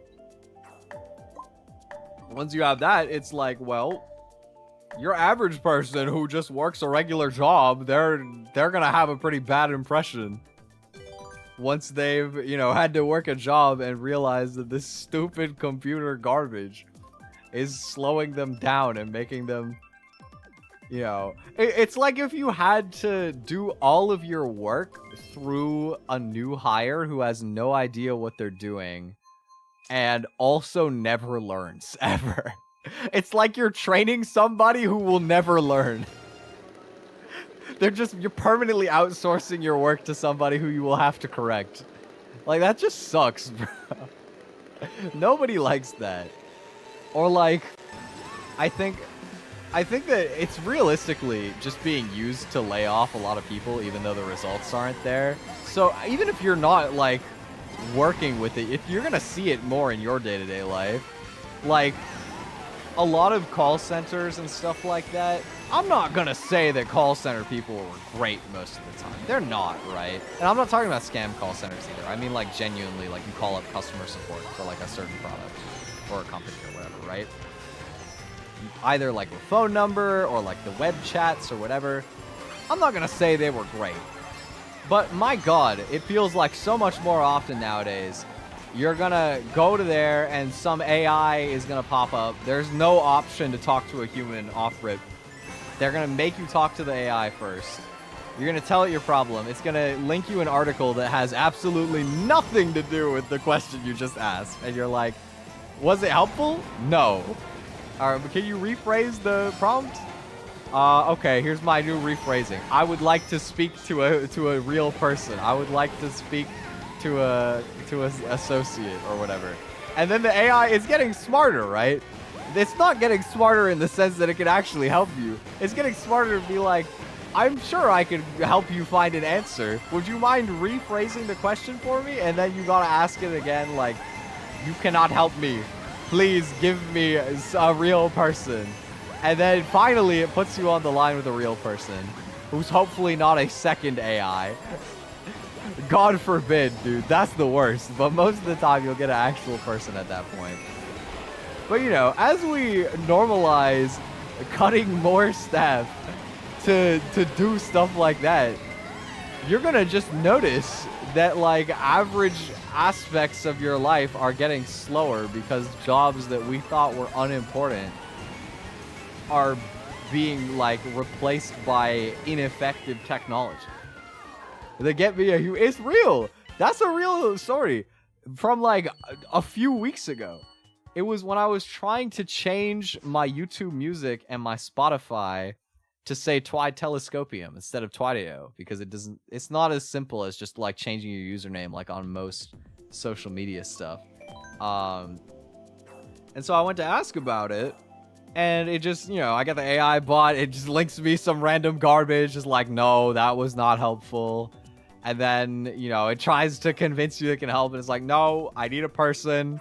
And you talk to the person, and finally, you know, you get some help. It's still like, you gotta jump through hoops, you know. I remember they gave me a solution. I tried it. It gave me an error. I waited like 10 minutes for them to research it, and then they told me to do the exact opposite thing that they initially told me. It was basically like, I was asking what I would tick in a certain spot. They told me to tick no. I was like, thank you. I went, I did it. It gave me an error. They went for like 10 minutes to figure it out, and they were like, okay, so go there and tick yes. And I'm like, bruh. I mean, okay, I mean, at least we figured it out. Like, thank you, but but I'd still rather that just initially, instead of having to jump through like 10 minutes of waiting for the AI to like put me on the line with a real person. You know what I mean? It's annoying enough having stuff like that, but we're gonna see more and more of it.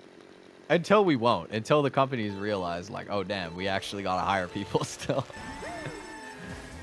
Believe it or not, we're not in that late game of capitalism where it's all robots.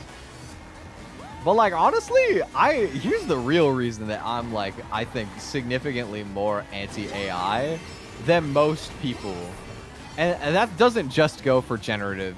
Well, it does go for generative AI, but I don't just mean for art. I mean, like, even just like the people that start like using ChatGPT, and they'll just like get a prompt, get a response, and that's enough for them, instead of like Googling and like looking at like different pages, or, you know, like source checking different stuff, right? I'm very anti-AI in like all of those kind of applications of using it to outsource expertise of like all different kinds, because I think it's a lose-lose game, right? Either the AI is dumb, like it currently is, and, you know, we can't actually outsource it, so we're just getting in the way of actual skilled people from helping each other. But let's say that we get to a point where the AI is actually really smart, and it actually can start feasibly doing some of these people's jobs. So some of these like resources hypothetically are going to be like more accessible to the average person, yada yada. Let's say we make it there. What happens? Like, as a society, we don't have jobs anymore other than managing the AIs, because they're so smart that they can just do everything for you.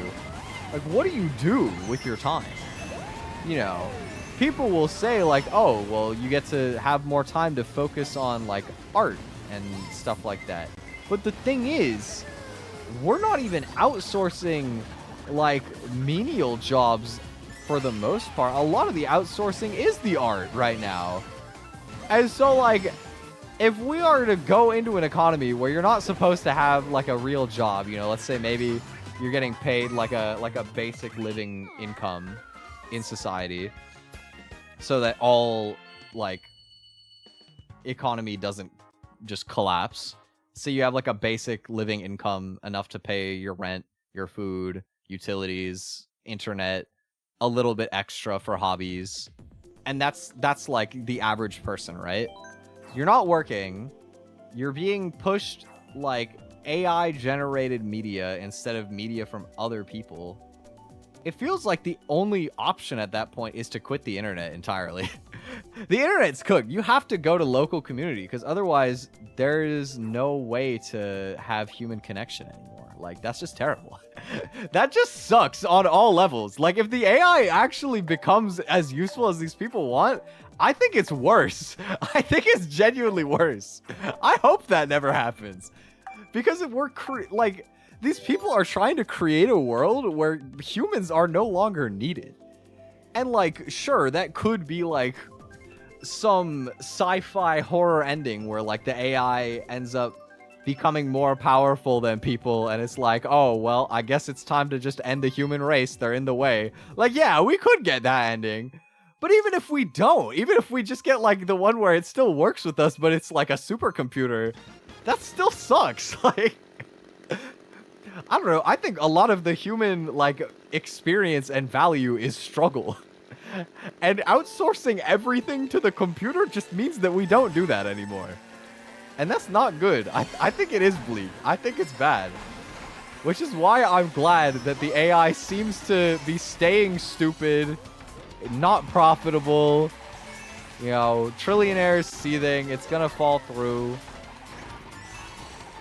I think that's great because I think as an issue, it goes a lot deeper than just, oh, you know, it's stealing from artists or, you know, ChatGPT is making us dumber or whatever you want to, whatever like sensational headline you want to chalk it up to. Like, I think from a philosophical standpoint, AI is like the worst thing that humanity has ever tried to create in a lot of ways. Just because if they really did succeed, the corporations would be balling for a bit, but like that's it, bro. Like it is not good. There's like this one video I remember watching about like the future of AI, and they had some interviews with some of the like CEOs behind it.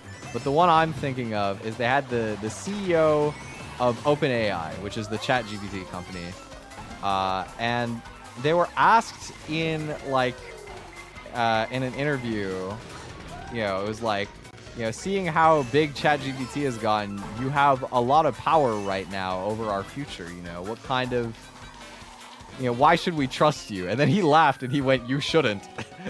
like these people are villains, bro. Legitimately. It's crazy. There is like a legitimate clip where the guy who owns OpenAI said something akin to like, yeah, you know, like developing general artificial intelligence might be the end of the human race, but it'll be really good for shareholders for a while. Like, these people are crazy. There was like an independent body in Europe. It's always Europe, bro. God bless Europe.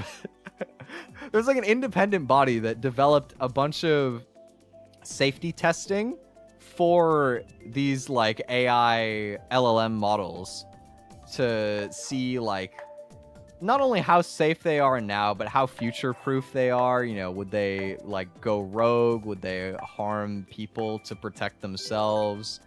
And what they found is that like basically every single LLM model fails like every safety test horribly.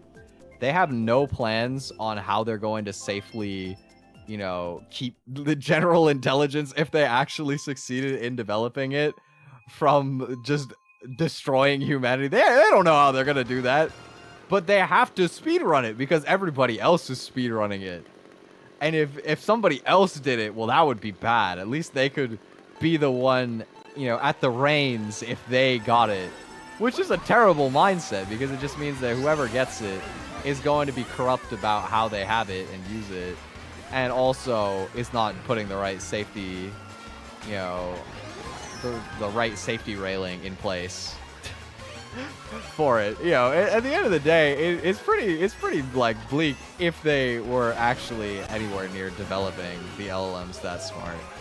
I don't think they will, honestly. I would be pretty impressed if we got actual general artificial intelligence, which the idea for like proper general artificial intelligence is that it's like human equivalents in like everything. So you would have like, I don't know, I think there's also like general super intelligence, which is where it's like basically the equivalent of the best human at everything ever. But even just like having a professional at everything ever, like that's pretty dystopian, man. Like, I don't know. Like, obviously, it would be bad if they did successfully develop that, but I'm a doubter, I won't lie.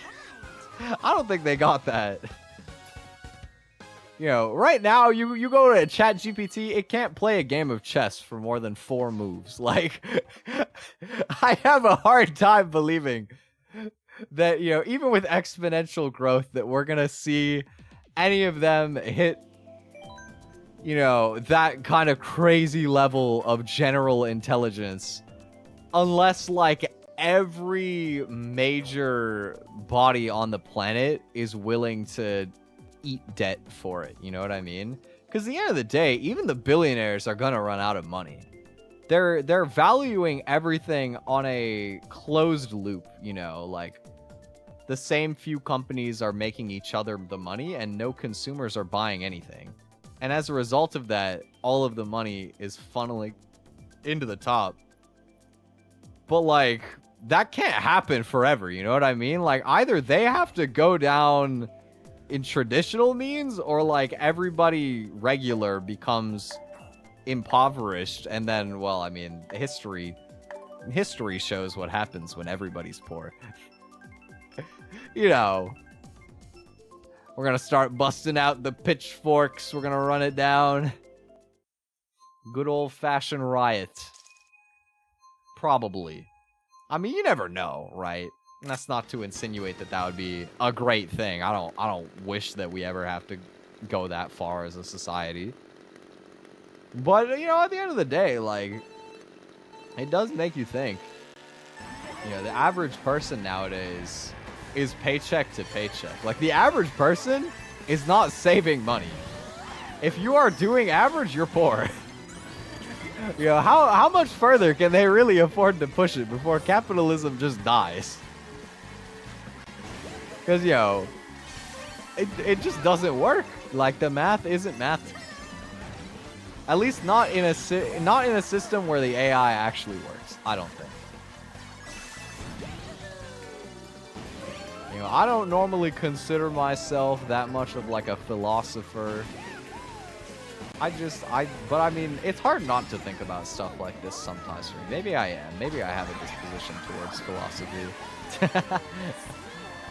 But it's just interesting to think about, you know.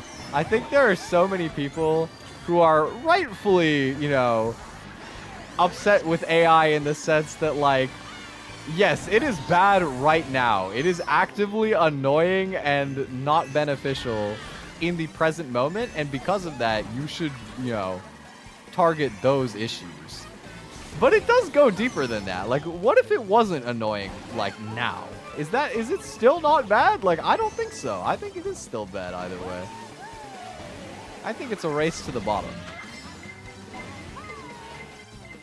Unless companies shut them down themselves? Remember anime studios and such were telling tech bros like Sora 2 to cut that IP? Yeah, I mean, at the end of the day, that's true, right? They will sue, like, for civil litigation. But it also kind of depends. Like, we're lucky that some of the AI companies are getting slammed, you know, by people like Studio Ghibli and stuff like that, I believe. Because not all of them are like that. Like, I don't remember if it was Warner Bros. Or Disney. It was one of them. I feel like it might have been Warner Bros.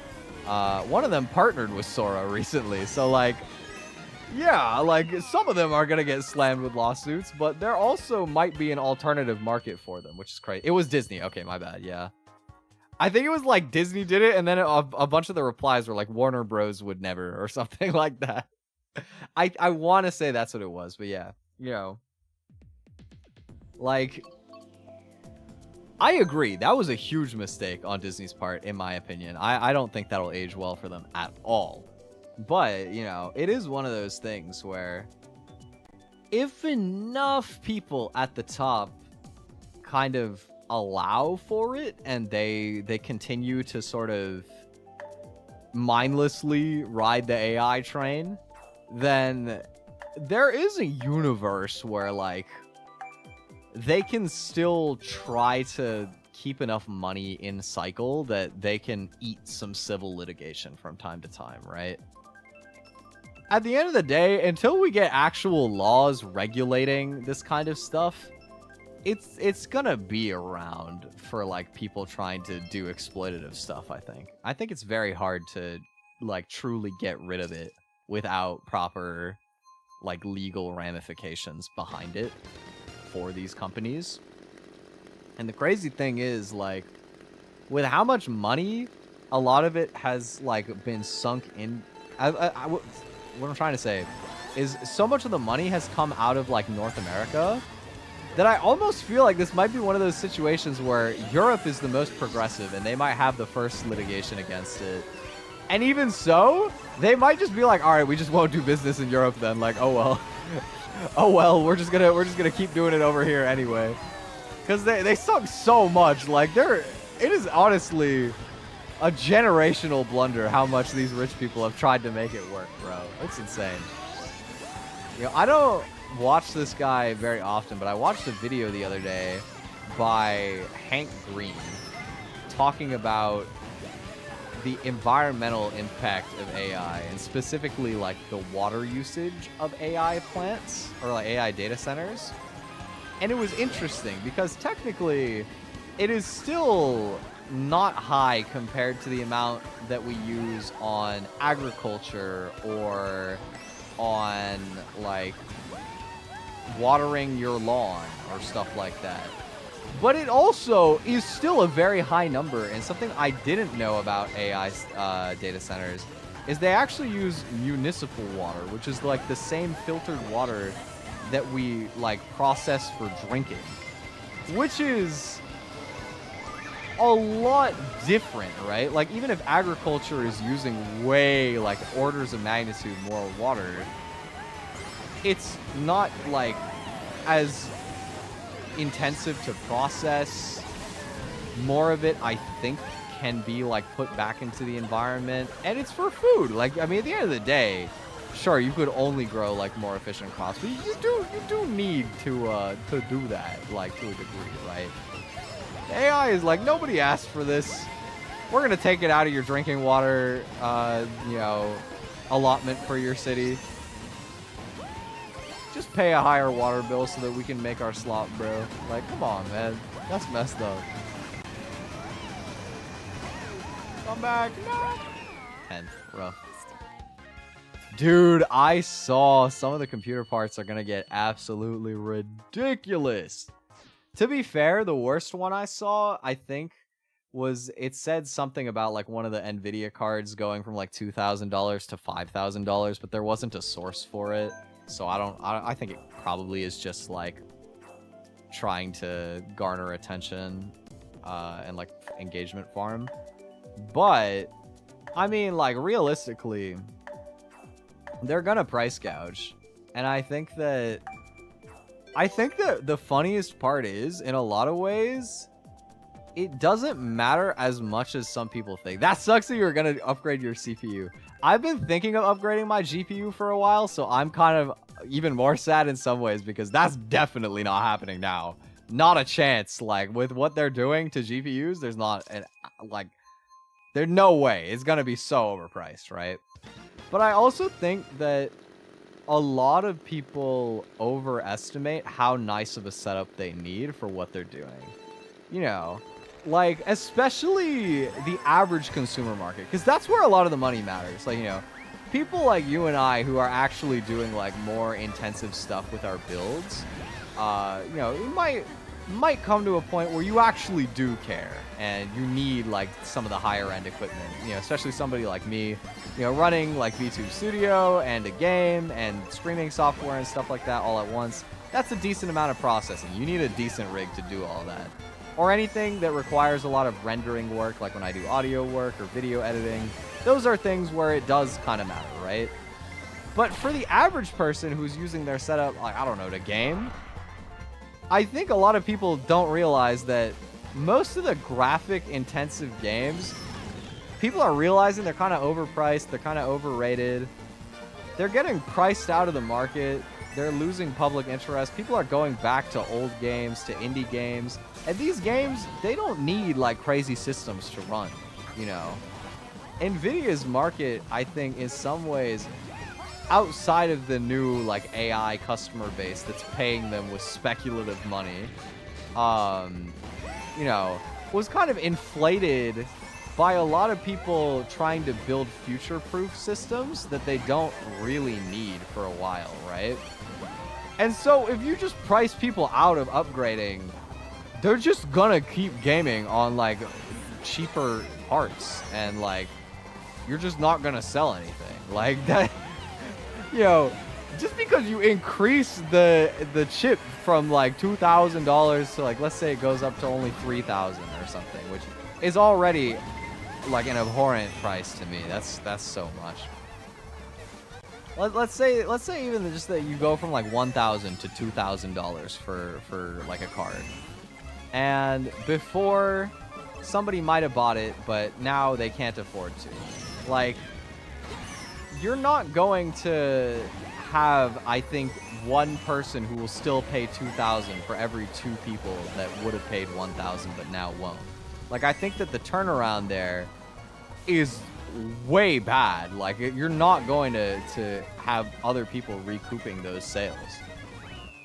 And the further you push it up, the more, like, the higher the ratio of people that are not going to be willing to upgrade will go, right? At the end of the day.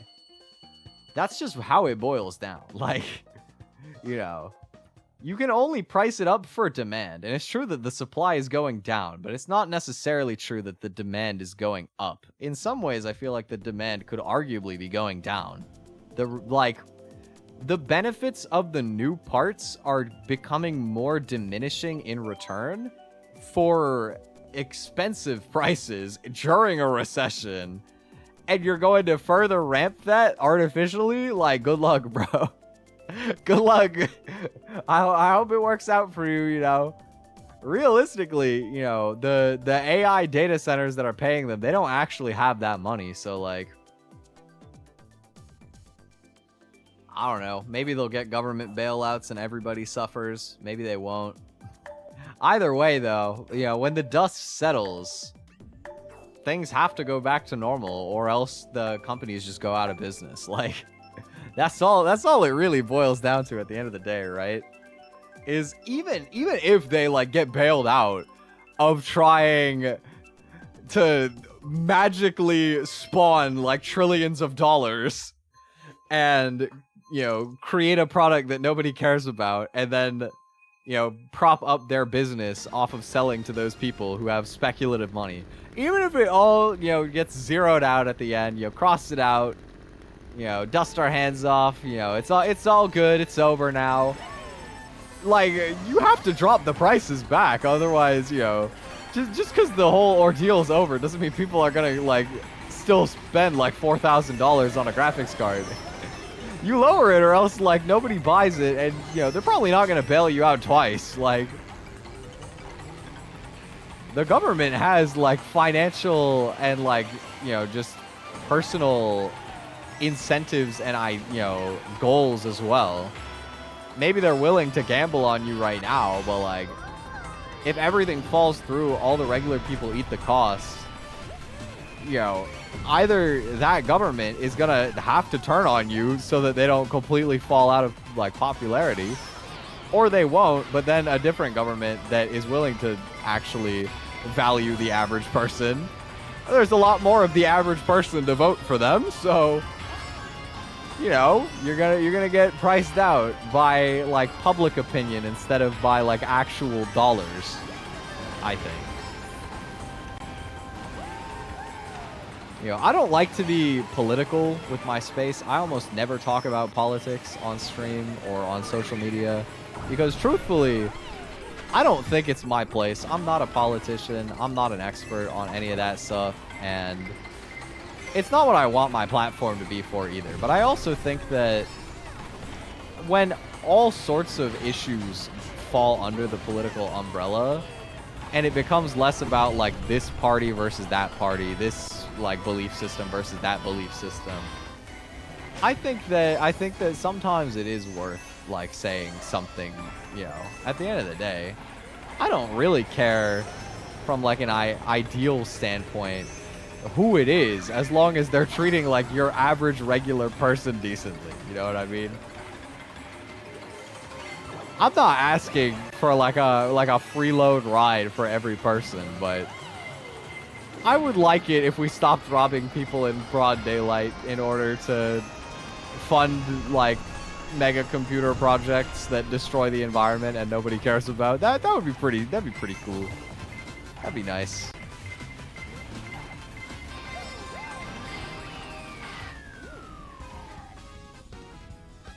Anyway, that was a hugely long ramble about the sort of AI conversation, because it's so broad now. It's so broad spread. It's hard to not end up having like a huge amount of tangential stuff. I think we'll end up in a future where everything more or less kind of reverts. Maybe it won't go away like entirely, but I think that it'll stop being artificially pushed onto everything. I think that it'll find its legitimate market uses and it'll die everywhere else. Because that, like, what else really can happen, you know? Like, if we're gonna have a more or less regular continuation of our society that includes AI, that's what it boils down to, is it's useful or it doesn't sell. So, especially when the cost is so high, like when you stop getting a free ride from all the richest people on the planet, then, you know, things will probably go back to normal. So I think it's one of those things you just gotta thug it out. You just gotta wait. But on a lighter note from all of that, I have been starting to plan some stuff for projects this year. I've been doing a lot of like administrative stuff, so I'm excited. I think this year, I think I'm gonna end up working with more different artists, both like music, editing, like illustrations and stuff like that. I think I'm gonna work with more artists than I ever have before in total. I think it's gonna be a really cool year, because I have some of my projects starting to shape up. I got some cool people that I've been in talks with, man. Woo! I also, a lot of that stuff will materialize a bit later in the year. It depends.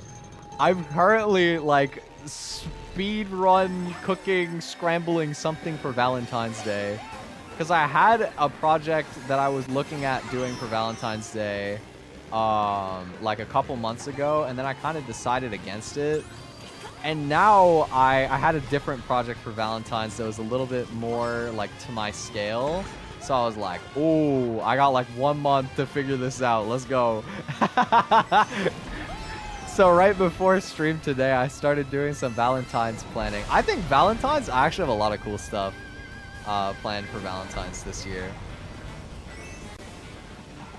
I can't spoil too much yet, but I'm trying to figure out the logistics of doing another cover, which I think will be great, because I need more demos for when I plan to start opening like mixing commissions this year anyway. So I guess I'll demo myself. You know what, I was trying to see if I had any VTuber friends that were gonna record some stuff in January that I could then like mix and use for Resume, but it seems like nobody has anything that they need like a mix done for right now. So I was like, okay, I guess I will cook myself then. Fine, I'll do it myself. I was also thinking about maybe trying out doing a voice pack for Valentine's Day. I don't know, I've never recorded a voice pack before, but it seems kind of silly. It seems kind of fun. I don't know exactly what I would do yet. I had like a loose idea to do a choose your own adventure type thing, or maybe I theme it around like a Valentine's date, but you can get like a different sort of like social dynamic with me depending on like what kind of interaction you want. I still want it to feel like me, but I don't know, you can like scale the banter, I guess. I thought that could be a cool idea. I still don't know if I'm gonna do it, but I do think it would be fun if I did. Oh, wait, I'm bad. Oh my, that was rude. The back throw green shell. How dare you? Walk, I'm still gonna clutch 9th. Big 9th place. No! I'm gonna get absolutely boomed. Oh my. Oh my god. I was doing so well for a while. Now we're losing. No! My 10,700. It's okay. We'll get it back.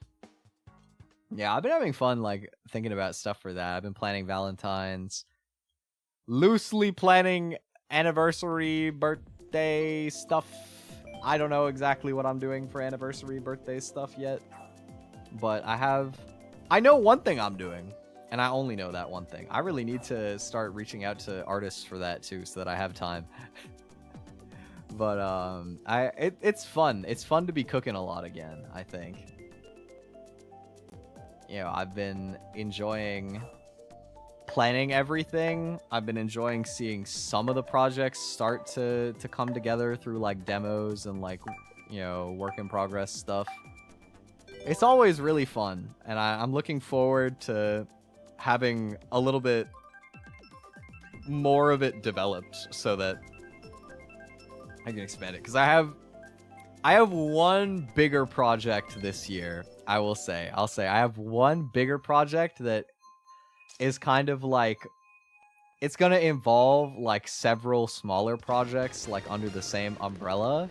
And so it would be nice when I'm closer to having the first part of that finished so that I can sort of like show it to the rest of the people also working on it. But it's just exciting. I think I have like such a disposition to try and staff out my projects like the instant that I've got like any sort of semblance of what's gonna happen, because I'm so excited by like the project idea that I start like thinking, okay, well, who would be like the best artist I know to do this? Who's the right vibe, you know, to work on like the visual for this, the audio for this, like the editing for this? Who do I want to do like all the different like little creative aspects that I'm like outsourcing for a given project? When realistically, it makes more sense most of the time to wait until you can like show them like the part of the project up to where that you need them in the chain, and then they can like better assess like, you know, within what scope of their expertise the project is, you know, how much time they have for it, you know, if the vibe is just a project they're interested in. You know, it's a lot easier when it's less ambiguous. You can actually see what's like coming together. You know, you see the dish cooking on the stove. You get to smell it as you walk past the kitchen. Decide if you're going to contribute to the meal. But, you know, me, I get so excited when I start planning stuff. It's like I want to like confirm everything. It's like, okay, let me ask everybody. And then I'm like, wait, no, I got to slow down. Let me wait until it makes sense to ask them. But except for friends. If I have like a friend that I want to work with on a project, I'll ask them off rip, because, you know, I want to like centralize the project around getting to work with them anyway, so it only makes sense to get them excited about it too. Send it everyone. No, I can't do that. I can't do that. That would be too much. That would be a big leak. I gotta build the excitement. I gotta keep the suspense. But maybe I'll post a teaser before Valentine's Day, at least for the cover. Because I'm really excited about the cover. Literally, I had like a decent idea for a cover that was gonna fit with something else I'm doing for Valentine's Day. And I was like, it's probably gonna be too expensive. I don't think that, like, I would rather allocate the resources I would have to put into making it somewhere else, right? That's basically what my thinking was. And so I kind of put away the idea of the Valentine's cover. And then earlier today, I remembered a song that I really, really like. One of my favorite producers. So probably my favorite song by that producer. I don't know, it slipped me. I was like, oh, the aesthetic is perfect here. Oh, it's coming together. Oh, I have 1 month to catch up for lost time. Why didn't I think of this sooner? But I'm excited for when I'm going to share more about the Valentine's cover because I really like it. I think that I was really happy when I got to do the Mega Tascaru cover in like the end of November because Camellia is like long time my favorite producer. I've been following his work for like almost 10 years. And I loved the song. I loved the album it came with. I also like Nanahira a lot, who's the original vocalist for that song. And so it was one of those things where it's like an artist that I've wanted to sing something for a while, right? Same goes for when I did the Zamza cover with Marley, and I finally got to do a Tenioha song, one of my favorite Vocaloid producers. Just really catchy stuff. You know, it was like one of those, it's about time that I covered one of this person's songs type projects, right? With a cool music video again. And I think this is going to be like another one of those projects where it's less like, I just wanted to make a little like easier cover for the fun of it, and more like, you know, I've been meaning to do a project by this person anyway for a while. I think it's about time. And I think that a lot of people from my community, from what I've seen anyway, also like this artist, so I'm excited. I can't say anything yet because I only literally just started planning the project today, so like, it's looking like it should come together, but also this kind of stuff you can never know, bro. Like, things can go awry very quickly sometimes.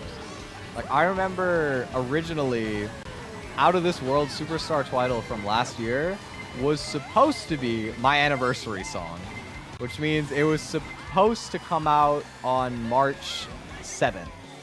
But it ended up coming out somewhere near April 20th, if I remember correctly, because we had so many delays, some of it on the art, some of it on the music video. It just took a while. There was a lot of stuff that we didn't expect to come up, stuff that people thought they could finish faster than they actually could have. It happens, right? Sometimes in the creative process, it's like, you wanna keep things quiet in some ways to build suspense. Like, it's just fun to have everybody waiting, and then out of nowhere it's like, boom, here's this really cool thing, check it out. But also, you know, it is in some ways a thing of like, well, I should be careful how much I get people's expectations up just in case anything happens, you know. Although low-key, something I was thinking about is like, should I properly celebrate my anniversary around the time that I do Superstar Twiddle and then have my birthday like where it is right now instead of having them be 3 days apart? Because I feel like that was a pretty interesting oversight when I decided to become a VTuber. Is like, I don't think it was a bad choice to want to just get started as soon as I can. And also, it just happened to be when my birthday is, but it definitely is a lot to prepare for both.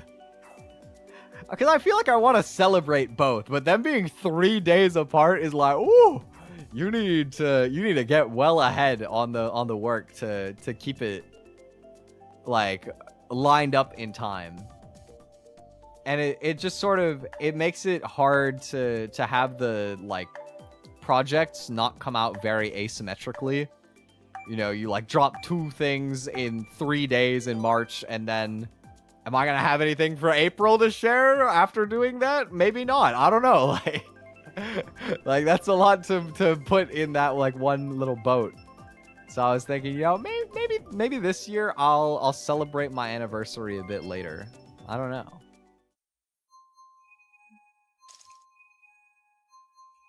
We can have like my birth anniversary on my birthday, and then we can have like the Superstar Twiddle sort of anniversary date as like a separate thing, and then I can have like an anniversary project at that time as well. Seems more possible, maybe.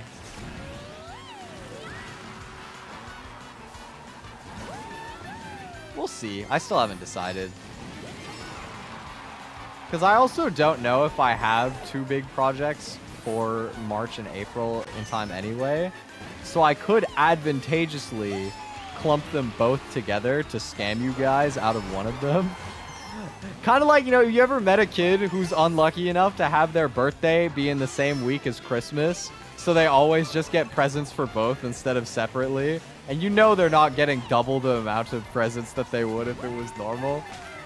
It could be like one of those situations. I just celebrate both, I prep one, and then GG.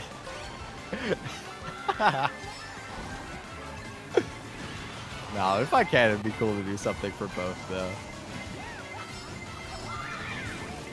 Even if one of them is like a little bit smaller. In which case, maybe I will. Maybe I'll just do like something big for anniversary and then something like a little bit smaller but fun for birthday. Maybe I'll just do something like that. That's probably the way that I like to do it.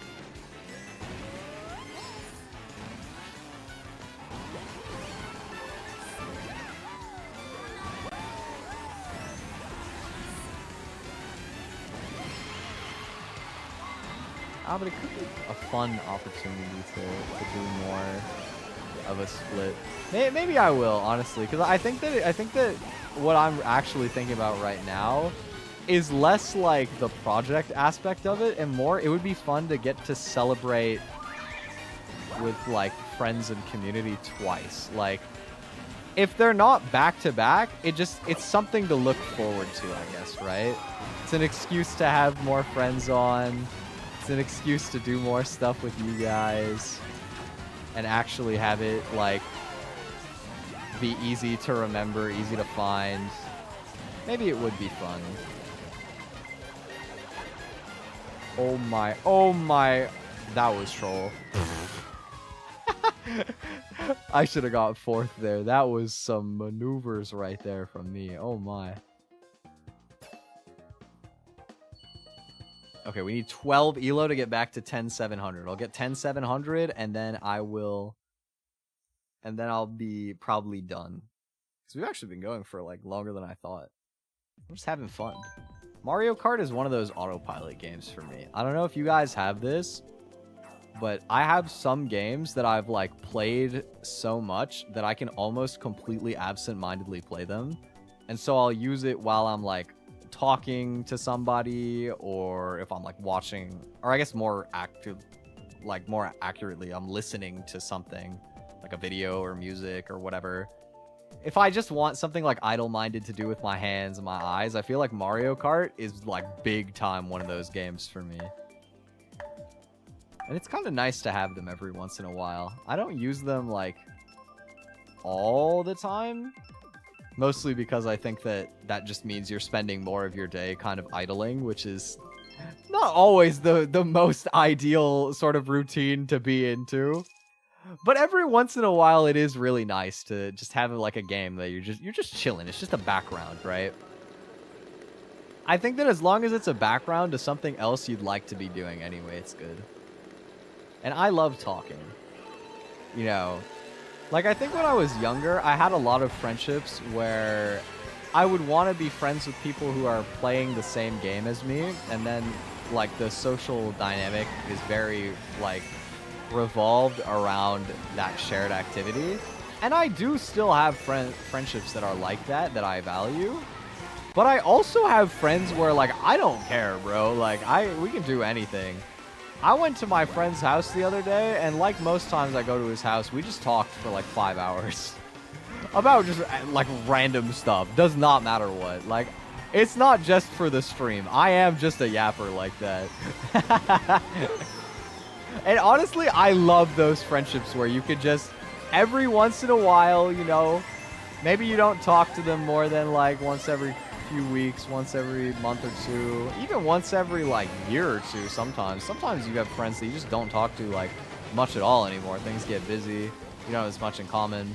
But when you do, it's kind of like no time has passed at all. You just sort of like catch up, talk about random shit for a few hours. It's fun.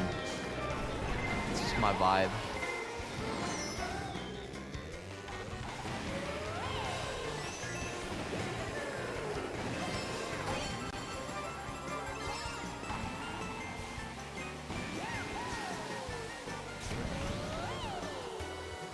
feel like I was always destined to try to go into something where I can just talk to people a lot.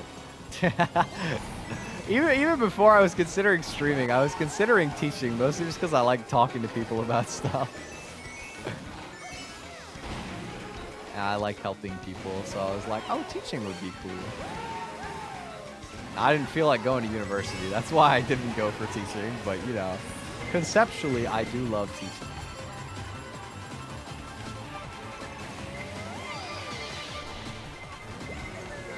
Okay, I actually managed to clutch 4. Nice. This is my brother once a year. Plays a game, I watch, and we both talk until it's time for me to go home or I stay the night. That is so real. That is so real.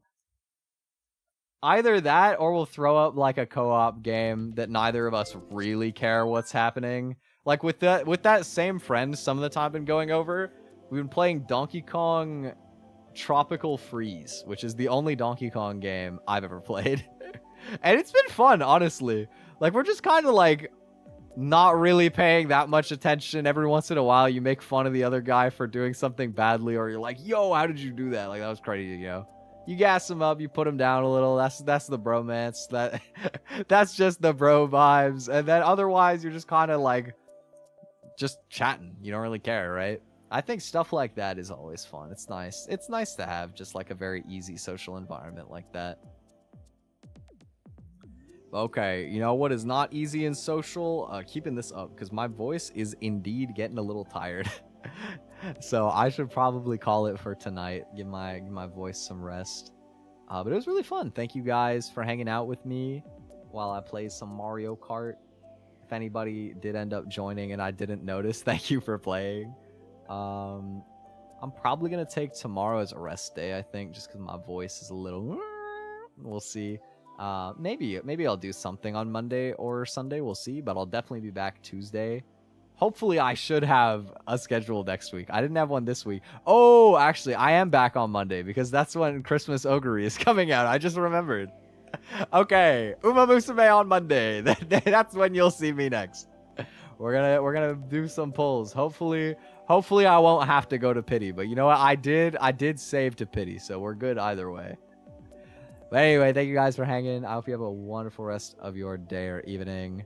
And yeah, see you next time. See you on Monday. Bye-bye. Take care. I'm glad you found it insightful, by the way. It was a nice conversation. Thank you. Yes, Year of the Uma. Year of the Uma. Surely we get good polls for Year of the Uma. 100%. If it's not, I'm throwing hands with John Sai Games. Okay. Bye, guys. Thank you. Have a nice rest of your evening. Bye-bye.